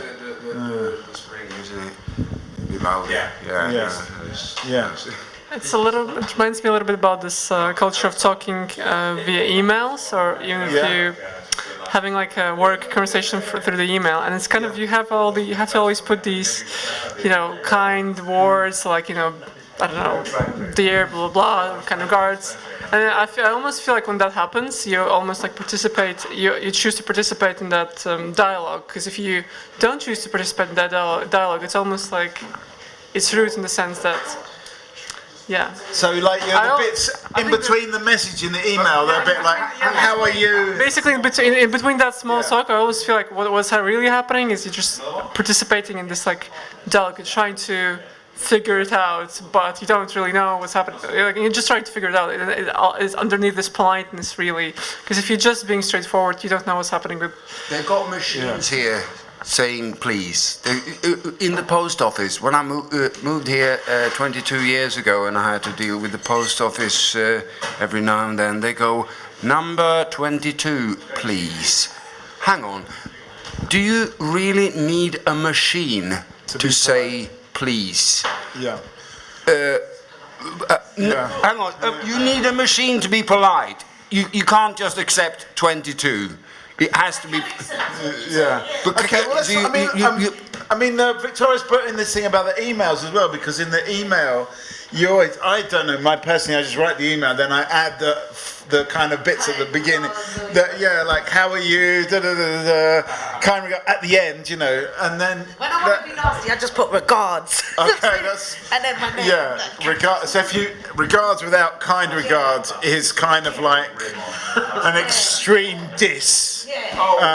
Shit, that's went wrong. Yeah, exactly. So I guess different people's politeness styles, depending on where they're from, are kind of dialed at a particular different level. Like Naz is super sensitive. Swedish doesn't have a word for please, but we managed to stay out of trouble for hundreds of years. That's more they can say about England, the nicest, politest nation in the world. Okay. I wanted to add, nowadays we are interacting with the machine, with the screen. Whether it's a screen, it's like user interface, and there are these attempts of kind of being to make the screen polite, or kind of or even if it's blank and you're projecting on it whatever comes from your subconscious. So does that, for instance, when you see a sign in the street saying something like "Please do not do that," or that, does it change people's behavior in the subconscious? Where are you from? Riga. Riga. Are you Latvian or Russian Latvian? Latvian, yeah. Latvian. Okay. But anyway, we're not too far away from each other. I come from just next to each other. Except Pete, hang on. There's another thing I really hate, and that is touchy-feely marketing. You know, like Innocent Smoothies and Richard Branson. They're trying to be your friend when they're selling you shit. You know, and I really hate that. Okay, so they're kind of pretending to be your yeah, all kind of lovey-dovey. Do people buy it? Do people actually? I think some people do, unfortunately. Yeah, Richard Branson's got to be one of the most ruthless businessmen on the planet. You know, he's absolutely awful. Yeah, it takes about a year to pay you when you do some work for him. You know, he's got lovely friends like Kate Winslet and everything. So you know, and a really trendy, probably a young beautiful wife and a trendy hairdo. So we're kind of conditioned to like him because you know he's got all this stuff. Do you like Richard Branson? What's wrong with the old wife? With what? I don't know. What's wrong with the old wife? I haven't got either, so No. Okay, so where do we want to go with this? Do we want to talk about young wives as opposed to old wives? Do we want to talk? I was actually going to say, you know, somebody said about the touchy-feely market. Sort of the language of how we speak to people, and there was something that was in the media about 2-3 years ago about how we condition law and order in the country, and it came through from a study. I think it was from Germany, and it was a train penalty notice. If you do not have a ticket, you will be prosecuted. Yeah. If you look on the tube, next time you go on the tube, have a look. If you do not have a ticket or a pass, you may be liable for a penalty fare. Right. You may. It's what we call suppositions. Yeah. So, and what were they saying? Is it more effective to be more? So if you look at other, it got me thinking actually. Since then, and when you come into the linguistics of advertising, which we just came into as well, is, you know, when we're doing advertising, we talk about if you buy this product, you may be entered into a prize draw. What you may or you may not, you know, is it what's going on? Anyway, within Law and Order, they were saying about how language defines people's behaviour. So if you don't have a ticket in Germany, you will be fined. It's not a case of maybe I might not. So then, therefore, you will be, or you may have a penalty fare up to £80. Was it going to be 20, 50, whatever? You know. So if you commit murder, you may be liable for a prison sentence of up to 30 years. All right. So if I go and stab you, I could probably get 2 weeks and call it a holiday. What are you saying, Dan? Are you saying it's better to be? Is it more effective to be like just not mince your words? I think certainly with Law and Order, you need to certainly be more direct, and certainly within marketing, we are more direct in our advertising or certainly our social media output, because it conveys a message further.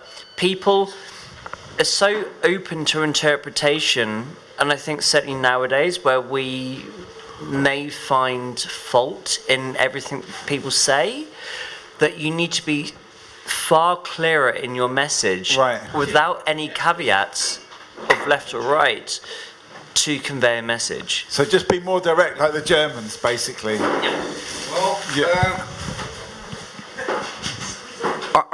I certainly found it, when I moved here, I certainly found it confusing, because they say you may find it easier to No. What they mean is do that. Right. Okay. Yeah. It's not an option. It's not a choice.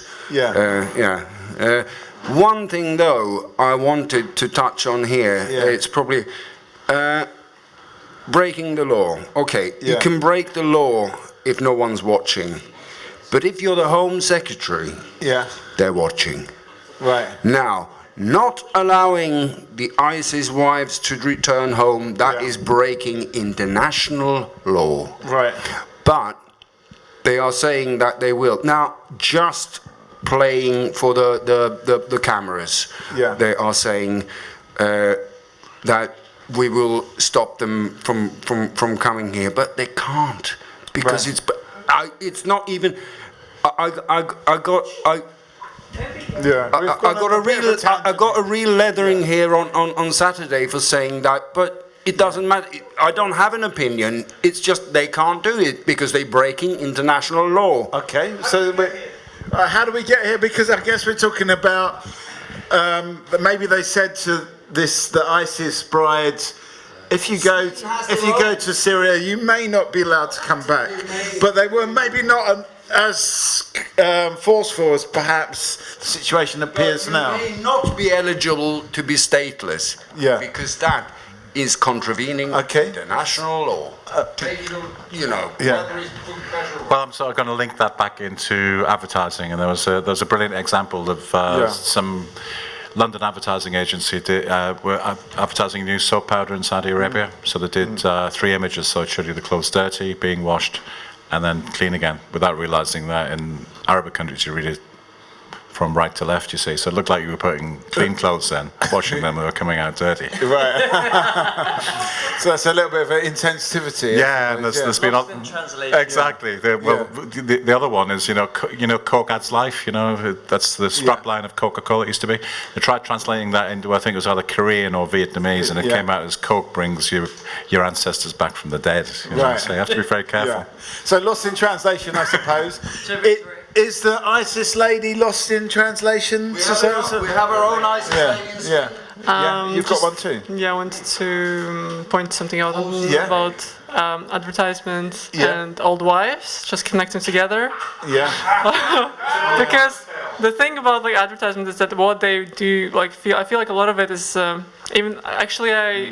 have filmed myself all customers, real customers on camera, and that was, I don't know if it was end up used for advertisement, but it was so refreshing to film actually women in their 50s and 40s instead of young models, because these are women that actually have something to say, they have life experience, they had achieved so many things. It was so great. I felt like I learned so much when I was filming them.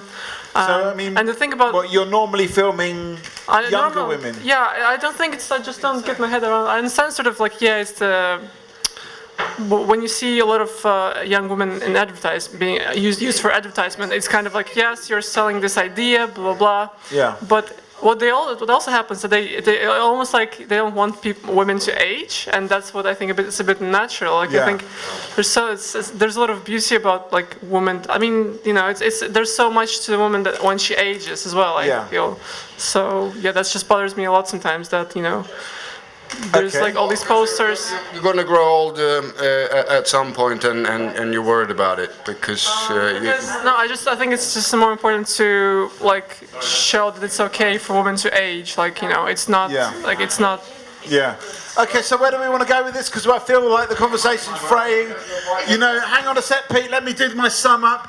Do we want to talk about this question about this obsession with youth in advertising, and we always go for young women? Is that actually we're not appreciating the life experience that older women have and they bring more to the table? Or do we want to talk about the thing about the ISIS brides and the legal status? It's kind of up to you. My job in the middle is simply to articulate the conversation, so it's up to you. We do care about, we all appreciate the experience of older women, but as men, we are drawn to youth. I'm sorry. Okay, is it nature? Let me just bring. Is it just women? Because men are kind of conscious of what aging. Aging and stuff. Yeah. So they're trying to look younger. And they're following the same kind of. Trying to look younger by not letting my beard grow and trying to I mean, is it keep just busy and is fit. it just women? Is it men as well that are forced to look younger? You wouldn't believe it. I'm actually 44 years old. But anyway, that's not the point here. Oh, I was just going to say, people like, for instance, Gillian Anderson, for instance, I think she's got better of age. I personally find her even more attractive. Gillian Anderson, she's like, I find her more attractive now than I did when she was in the X-Files originally, kind of thing. She was quite hot then, but she's more hot now. For some reason. I find Okay, we're talking. Okay, now what we're talking about here. Hot. She's hot. She's beautiful. So anyway, right now we're talking about whether are we Because she's aging with dignity. Hang on a sec. And so is Helen Mirren. So is. But hang on. Can I just? Hello. Can I just? Pete. But let me do my job. Let me do my job in the middle here and sum this up. It's about whether are we obsessed with age, both men and women, maybe more so with women, that we go for the younger woman. We're all trying to just delay this natural aging, and do we appreciate this? Apart from Gillian Anderson and Helen Mirren, hang on. I certainly think from different spectrums of of gender and age and community, there's different views onto aging. From a cultural and LGBT point of view, is that a lot of youth men are obsessed by daddies, and that could be anybody that's 2 to 3 years older than them, and could be up to 50 or 55 years old. Father figures, I mean, there's that whole thing of like, oh my god, it's such a daddy. Silver Fox, there's that whole thing of defining a man's age through his sexuality and also his attractiveness. And then you come on to women who go, she's really fucking hot because she's maybe 20, 22 years old. But then we just bypass poor old Gillian Anderson's age by about 15 years, and all of a sudden she's amazing. Yeah. So it comes into different sectors of society and about how you approach it and view it. When men can produce children when we're, as long as we can, keep it going, women run out around. So I guess that is the crunch, that is the issue, that women... Is it all about producing children, though? Subconsciously and genetically, it kind of is. You think it's even for the LGBT people? I can't see why they would be any different. Right. I just found something that might be important. I just found this receipt for Viagra on the floor. Does anybody want to? No, seriously.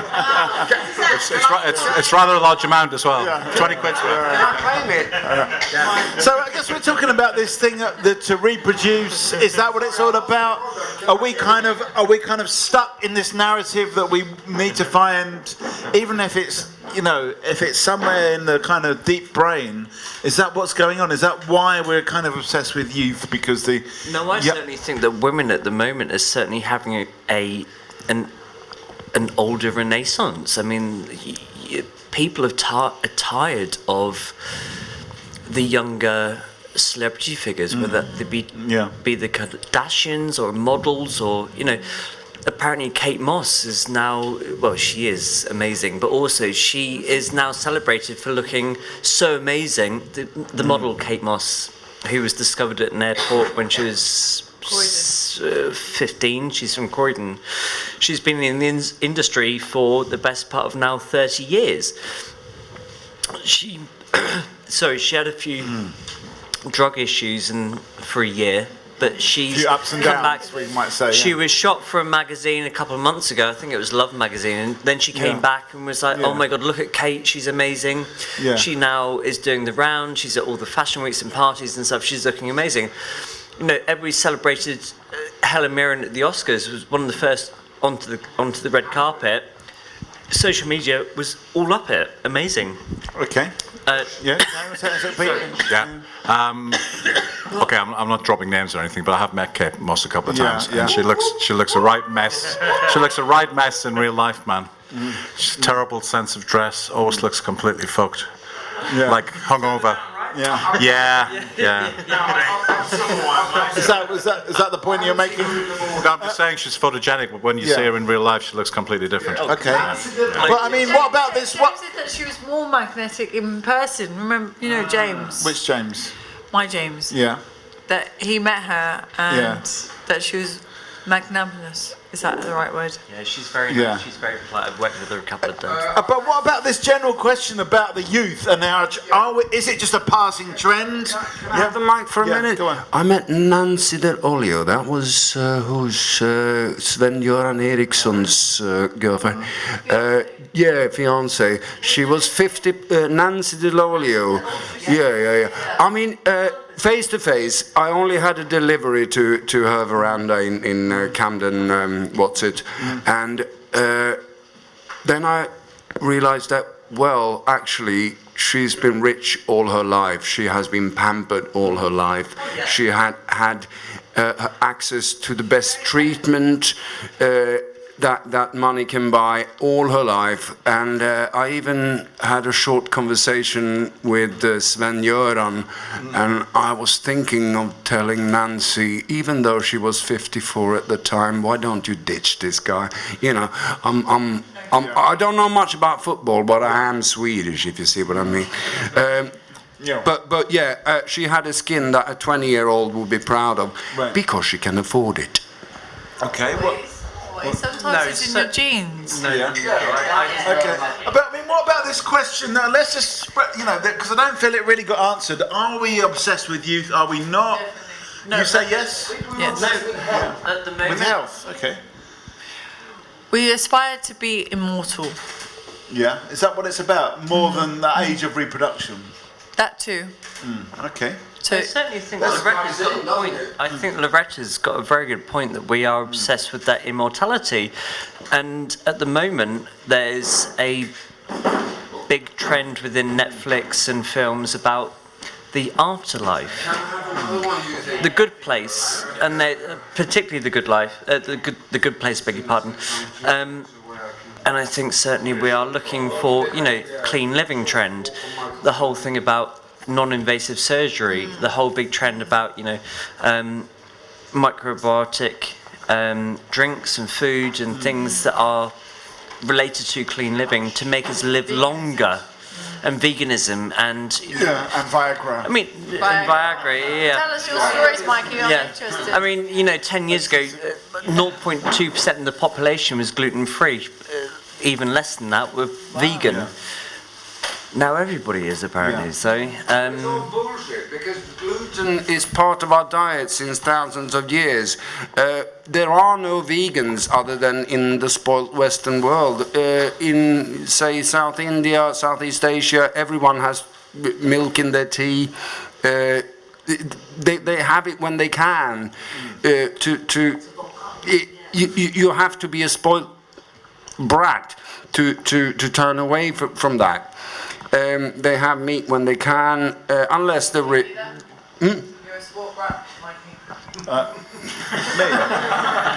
Well, I'm actually. I mean, I think what Loretta's... You can afford to be, because you're living in a country where you can get everything from every corner of the world, and you don't have to pay any attention to. You don't. You have the most choice of everyone on the planet just by living here. Okay, so another reason to live here that we didn't talk about earlier on, because we started this off with what's the deal with all the people in London, was the beginning part of this conversation that not everyone was here for. So where do we want to go with this? Do we want to talk about this question of us all being spoiled? Do we want to carry on the whole youth thing? Have we done that? Have we explained this phenomenon? Do you want to talk about trends in fashion? It seems that we're under your age, so it's probably the youth thing's probably gone. So. Yeah, it seems to be. Yeah. Well, just one more point. Like, I, for example, would love to see more, I guess, advertisement with older people, because, because a lot of times people that are using the ads can't really afford the goods that are being advertised. And for me, it's just like, why? I mean, it's actually already done. Boots kicked it off with their Real Women, Real Bodies campaign, and I like that. And that was I'm going back to 2006.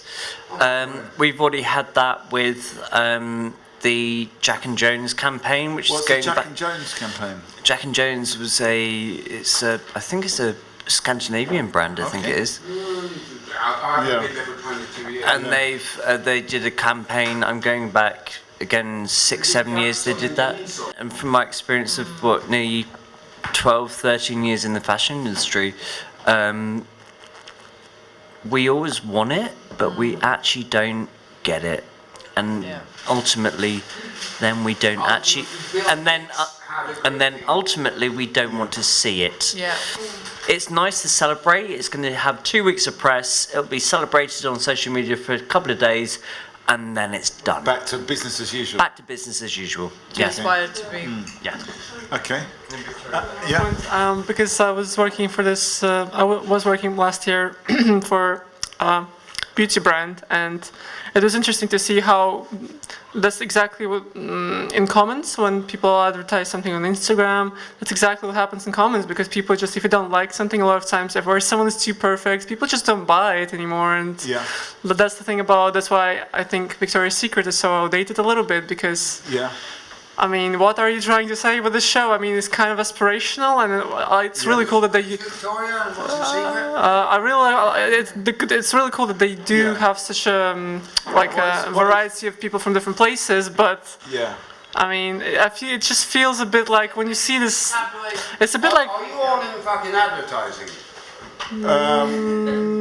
Why? I don't know. Let's go around the table. Let's find out. Let's marketing. Fucking kill yourself. Let's find out. Okay. Let's find Bill out. Hicks had a good. Bill Hicks had a good thing going there. If you're in marketing, kill yourself. I just want to sow this little seed. Are you in marketing? I'm a bicycle mechanic. Okay, but don't you have to market yourself to a certain extent? No. Market bicycle. Okay, I'm gonna go around. Are you in marketing? No, I'm a musician. But don't you have to market yourself as a musician to a certain extent? I do, yeah. That's why I'm not a successful one. Yeah, okay, I'm going to go around. Are you in marketing? No. What do you do? Catering. Do you have to market yourself as a caterer, though, a little bit? To a certain You do, okay. Ami, are you in marketing? I was, but I'm social worker now, youth worker. Do you have to market yourself as a social worker? No. No, okay, it's one job you really don't have to market, okay? I'm a PhD researcher, but I have to market myself. Okay, so you are marketing yourself. What is this? Maybe explain. This is a good juncture to explain this. The market now you've got. It's marketing my research. I'm trying to find people that will talk to me. You have the floor. About what? About Poplar and how it's changing, right? And particularly around social housing. Yeah. Okay. And how that's changed, and kind of the idea of social housing as heritage. Basically, because there's been. What do you mean as heritage? Well, there's some estates that are listed buildings, right? So they're kind of officially recognised, and then there's also kind of people's everyday experiences of living in estates and that kind of thing. What you do? You're making a funny face there, Amy. Okay. Okay. So what are you in? What I'm in? Yeah. Well, I was an advertising photographer for a long time. So you also kind of got. But I stopped doing that maybe 5 or 6 years ago. Yeah. Yeah. So I do. Yeah. Well, I think it's an age thing. I haven't got the energy, or I don't believe in the product anymore. Did I ever? You know. But the thing is, the social skills of being a photographer are very similar to being a bar manager. You see, or whatever you want to call me. You've got to get the best out of people. Exactly. You've got to make them smile, make them happy. Yeah. So transferable knowledge, I think, is. So we've already heard that you're in the fashion industry. Do you have to market yourself though, or do you just have to market? Of course, because I first started as a menswear writer and also a blogger. So I market myself every single day. Good on you, Dan. But I also market my brand every single day, so it's quite a tiring process. Okay. Are you in marketing? Well, I'm more like a referee with the toddlers and the preschoolers and the babies. Do you have to, as someone that looks after preschool children, do you have to market yourself? You have to show you're confident and that you're competent for them to instill some trust in you. Okay, so there is an element of trust gaining. Okay, what about you? What was the question? I was outside, I think, when it started. I was taking photos, sorry. Well, we're just sort of talking, I don't know, Pete's gone now. We're just trying to, in a way, satisfy Pete that not everyone around the table was in marketing. But it's gone now anyway, so it doesn't kind of miss the point now. I come from an artist background, so I guess I have to market myself somehow. You have to market yourself as an artist. Yeah, I mean, but it is about just, I don't know, being an artist is about producing what you're passionate about, I guess, and stuff like that. So it's kind of easy to market yourself as an artist. Well, well, yes and no, because it depends if people like what you do or not. Yeah. So yeah. People like what you do? Not always. Yeah. It depends. Yeah. Okay. I don't know where we go with this. I feel we're getting into this kind of. There was a moment where we were just. It's not really a question. It's about marketing yourself in a way. It's about. Everybody does. I mean, you go on a first date. I think there was a scene from a film, and it said it's a first date isn't a date; it's an interview. Yeah. I mean, every first date's an interview, and every period you come into your life, it's marketing. It should be, because it comes back to it's nice to be nice. Yeah. I mean, there's a famous thing. It's always gone around on social media and stuff about the man that met this person on the tube. No, was it? No, it was the man that came into the car park and they met at the same parking space. Yeah. And then the man that was driving into said, "Oh, you fucking bastard, get out of the way," sort of thing. Yeah. And then it turned out he was going for an interview, sat down with the other man coming in. Right. That's personal marketing. Okay, that's not such a good example, though, is it, of good marketing? Well, it's bad marketing, yeah. But it turns out it's nice to be nice. And if you are nice, then you market yourself to anybody and everybody. Yeah. Right. Okay. So, but I guess maybe you could have I don't know.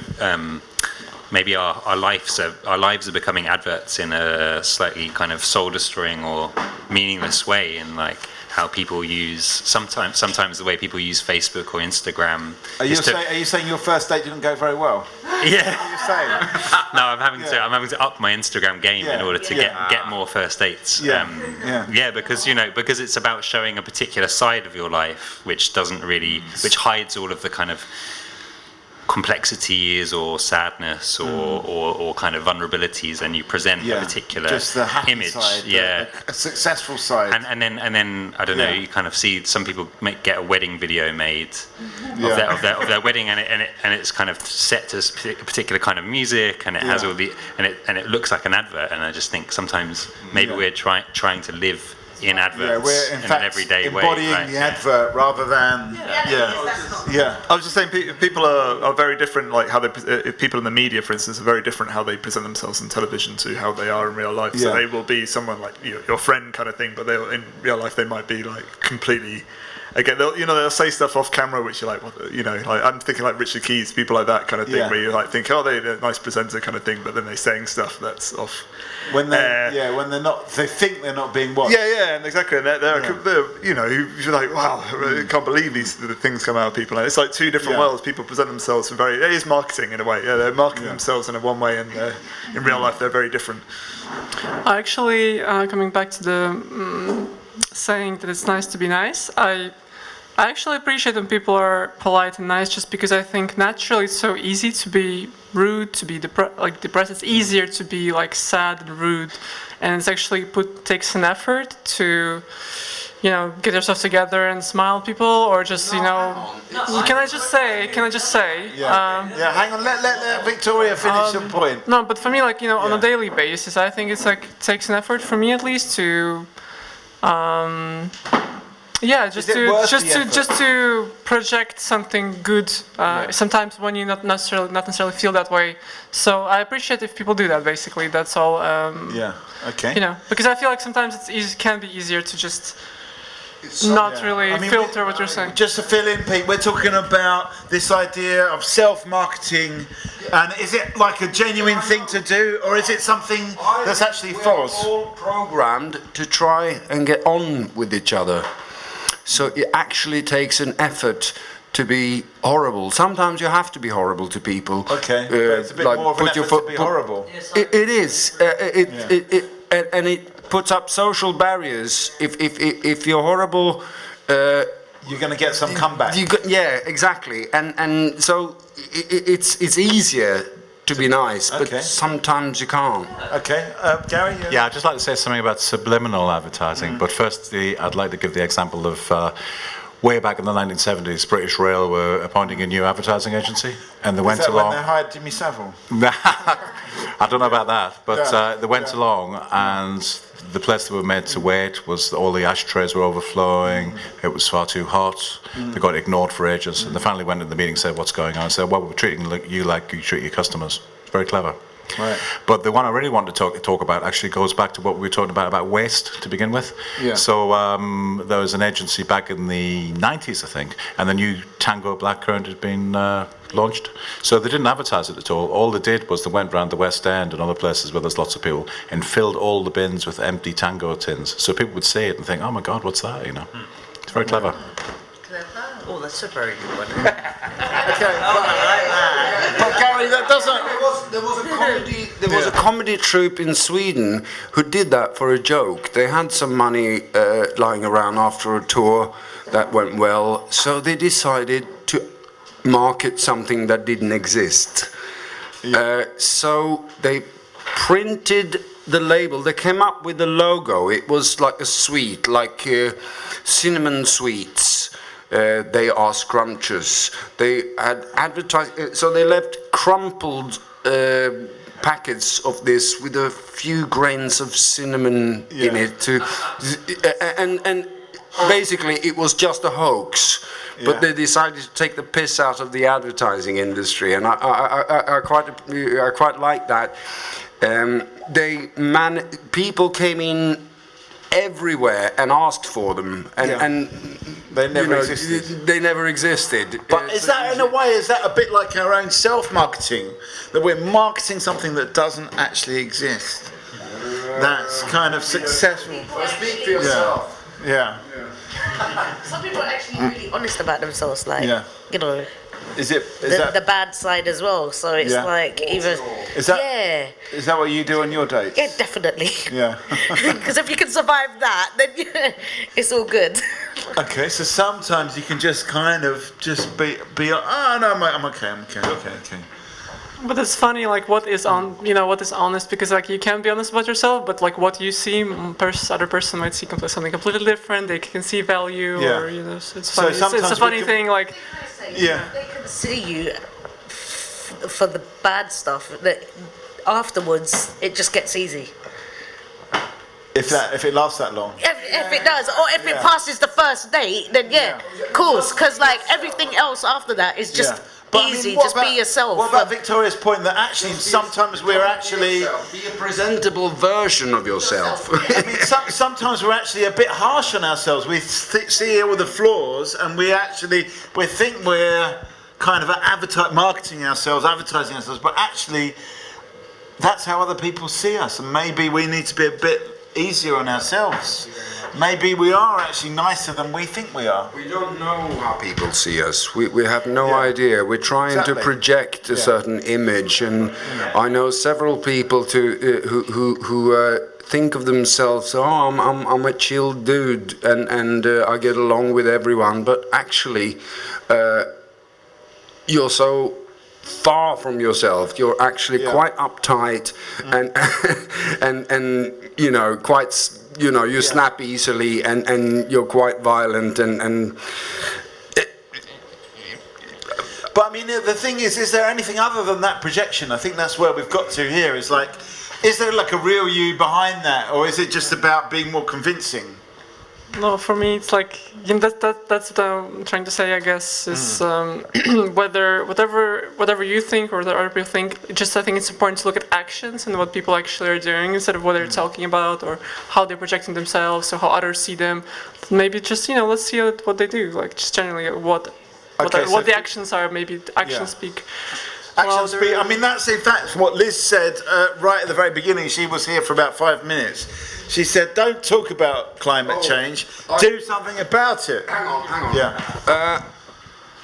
I've actually, I said I don't need to promote myself, but I actually do. I got a £500 grant from Aberfeldy local Coffers or whatever, and I wrote an email saying I want to set up a bike workshop somewhere in April, maybe in the backyard of Tommy Flowers pub. So now I am actually promoting myself or promoting that in order to do that. So if you are interested, please give me a tap on the shoulder at some point, because I'm trying to gather some momentum here. How long is it going to be for? Is it a particular day, or is it a few days, or is it? I was thinking throughout the summer. Right. See, if it keeps going, it keeps going. And there's no reason to stop, because I was gonna invest all of it in tools and some of it in stock, and then I can get some free bikes as well if yours is too far gone. That'll be a project to do up, but no shiny stuff. So please let me know if you're interested in that. Please let Gary know, or someone in the bar. Sign up for it. Give your. It's a bicycle workshop. Yeah. So I'll be teaching basic bike maintenance at the back here. Pete. Do you smoke, Pete? Smoke? You just saw me smoke. He wants. You're like a roll up, of course. Yeah. It could be the start of this. The incredible giving kind of. Yes, of course. So let me just go to Dan. Just as a thing, thank you very much for the cigarette. If you could roll one, that'd be nice. I can't roll. Also, maybe you could do a cigarette rolling workshop as a sort of like introduction to the. But also, I think certainly with what you're doing, with your bike repair workshop, there's a massive opportunity. You may be based here, but then also, you've nothing around here. No. Well, if you look out the window and round the corner, you've got Canary Wharf, which, on a daily basis, has got 100,000 people coming through that tube station. Wow. Every single day. Well, I say Monday to Friday, 100,000 people come through those barriers, and they have bikes, they have this, they have that, everything, and that's the prime example of self-promotion. Never to be shy, never to shy away from what you actually have to give. We are naturally inverted people. We are certainly something, that's happened over the past few years. So we need to be a bit more proactive, and then it's what happens to achieve that. It's amazing. So what are you saying, that Pete should get down to Canary Wharf and do a workshop? Yeah, I mean, literally, if somebody... I'm going to do it here. There is nothing around here. I work in a bike shop in Clapton, so I won't be competing. I need to do it on a day off, which is currently Mondays, so Monday afternoons.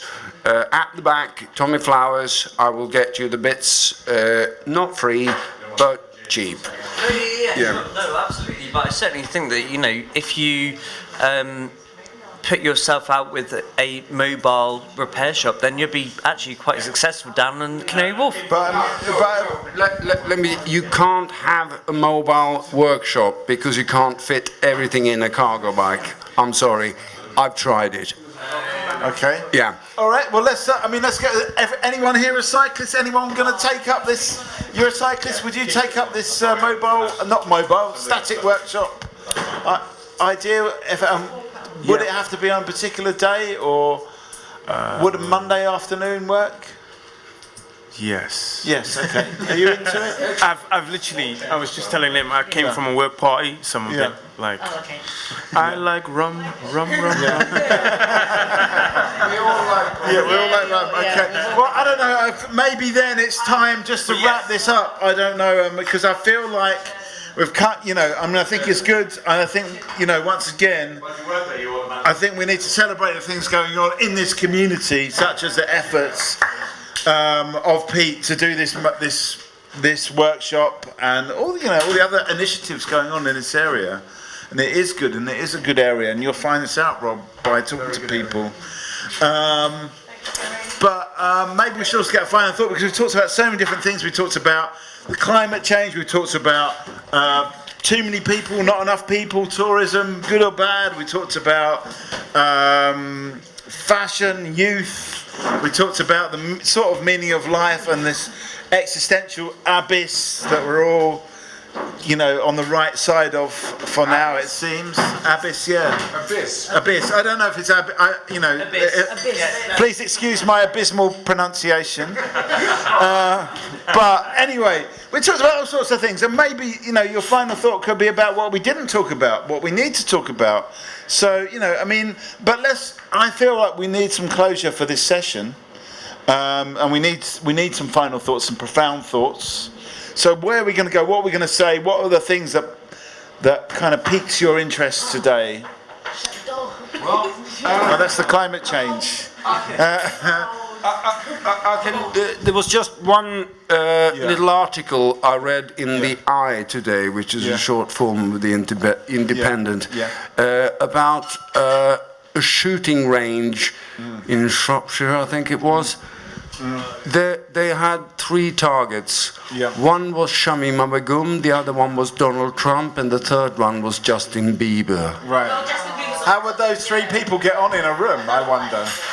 I never had that thought, actually. That's an interesting thought. That's an interesting That would be an interesting conversation. Maybe around the Talkaoke table, what would that look like? Okay. Have you got a final thought, Victoria?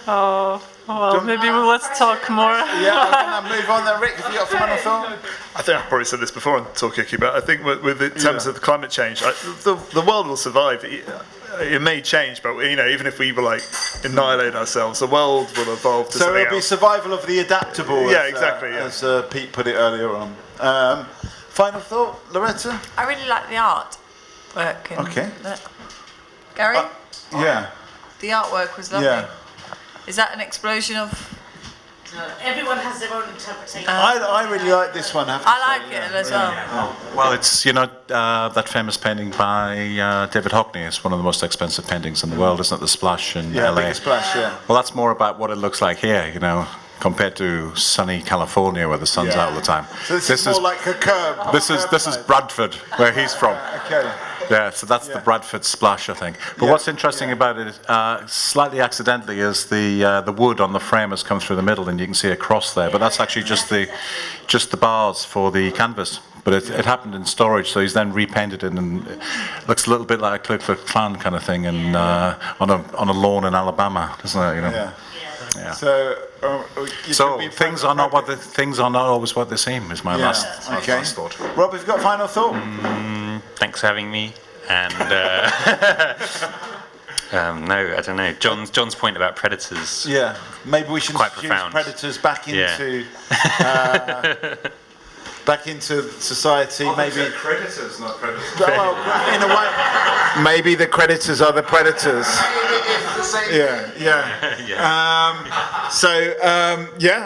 will also say, if you look through all the quite substantial Talkaoke archive, which is online, of all the conversations we had in Poplar, you will find. Have you been recorded? Yes, we have. Yeah. A final thought. Okay, so final thought. Marcus Aurelius used to say in his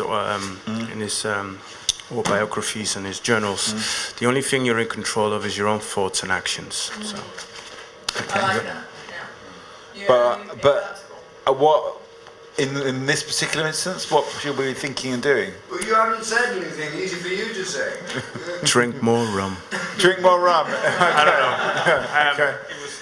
It was very profound. Okay. Good discussion. I just want to go back to the whole be yourself thing, and everyone should just everyone's under the pressure of being in a certain way, and just be yourself, because that's what shines out more, and how you could create friendships and stuff with people. It's not the fact that you it's not you're being fake, but is you're there going yourself to be? Because certain people have kind of said we're maybe too harsh on ourselves, and the true us is not as bad as we make it out to be. Yeah, that's true. Yeah. So something in between narcissism and self-deprecation. There's a middle ground. Gonzo, final thought? Yeah, I would invite everyone to explore their many selves and to kind of acknowledge that there's like multitude of entities or multitude of selves, and some of them are less evolved, some of them are more evolved or grown up. So just explore, be a tourist within your space of selves. Okay, that's an interesting point. Nicely wrapping up some of the, some might say, disparate threads of the conversation. Be a tourist within yourself and explore your different selves. Excellent. I can't top that. Okay, it's not a competition. I can't top what you said, so I can't top what you said. Yeah. But it's not a competition. It's more like, what are you thinking? When's it on again? Now, normally we try and do it last Thursday of the month, whoever the last Thursday. Only once a month? Here in Poplar, but you can find us at the Crick Institute. We're doing Crick Lates. Thursdays then? This is on a Wednesday the 13th of March. You can find us at the Crick here last Thursday of the month. Because I probably won't be travelling more than the 2 blocks that I'm travelling now. Why, so have you got a broken bicycle? No. Yeah. I haven't not for long at least, because that's what I do. I fix them up. Yeah. But unfortunately, Thursdays I teach guitar now, so I have to change days. I have to, because I can't miss this. This is great stuff. Oh, thank you. And thanks to everyone else. Can I just make an announcement? Next week, So the artist and the painting is going to be here next Thursday. We're going to have a little reception. I'm trying to maybe persuade him to put some wine on, so there might be a few drinks. So that's from 5 until 11 next Thursday. Okay. Come along. Next Thursday. Yeah. Cool. I don't remember seeing as well. Final thought? No, it's nice to meet everybody. It is. It's not, isn't it? That's why I'm addicted to this. It's great to meet people. So thanks everyone. Thanks for coming. Give yourselves a big round of applause. We lost Dan. We never got Dan's final thought, but he'll have to wait till next Thursday. Final. Have you got a final thought? We're waiting for you. We didn't get a final thought from you. Well, it's my first Talkaoke, and it's actually been quite an experience and very interesting. Actually, it's very interesting to hear opinions from people from the local area, and certainly from different walks of life and from different parts of Europe and different parts of the world. So yeah, it's been fantastic. Okay, well thanks for coming, and hopefully it's your first, but it will be ongoing. Next one here is on the 28th of March, unless there's some kind of clash or other breakdown or something like that. It's a penciled in. You're not here. I'm not here.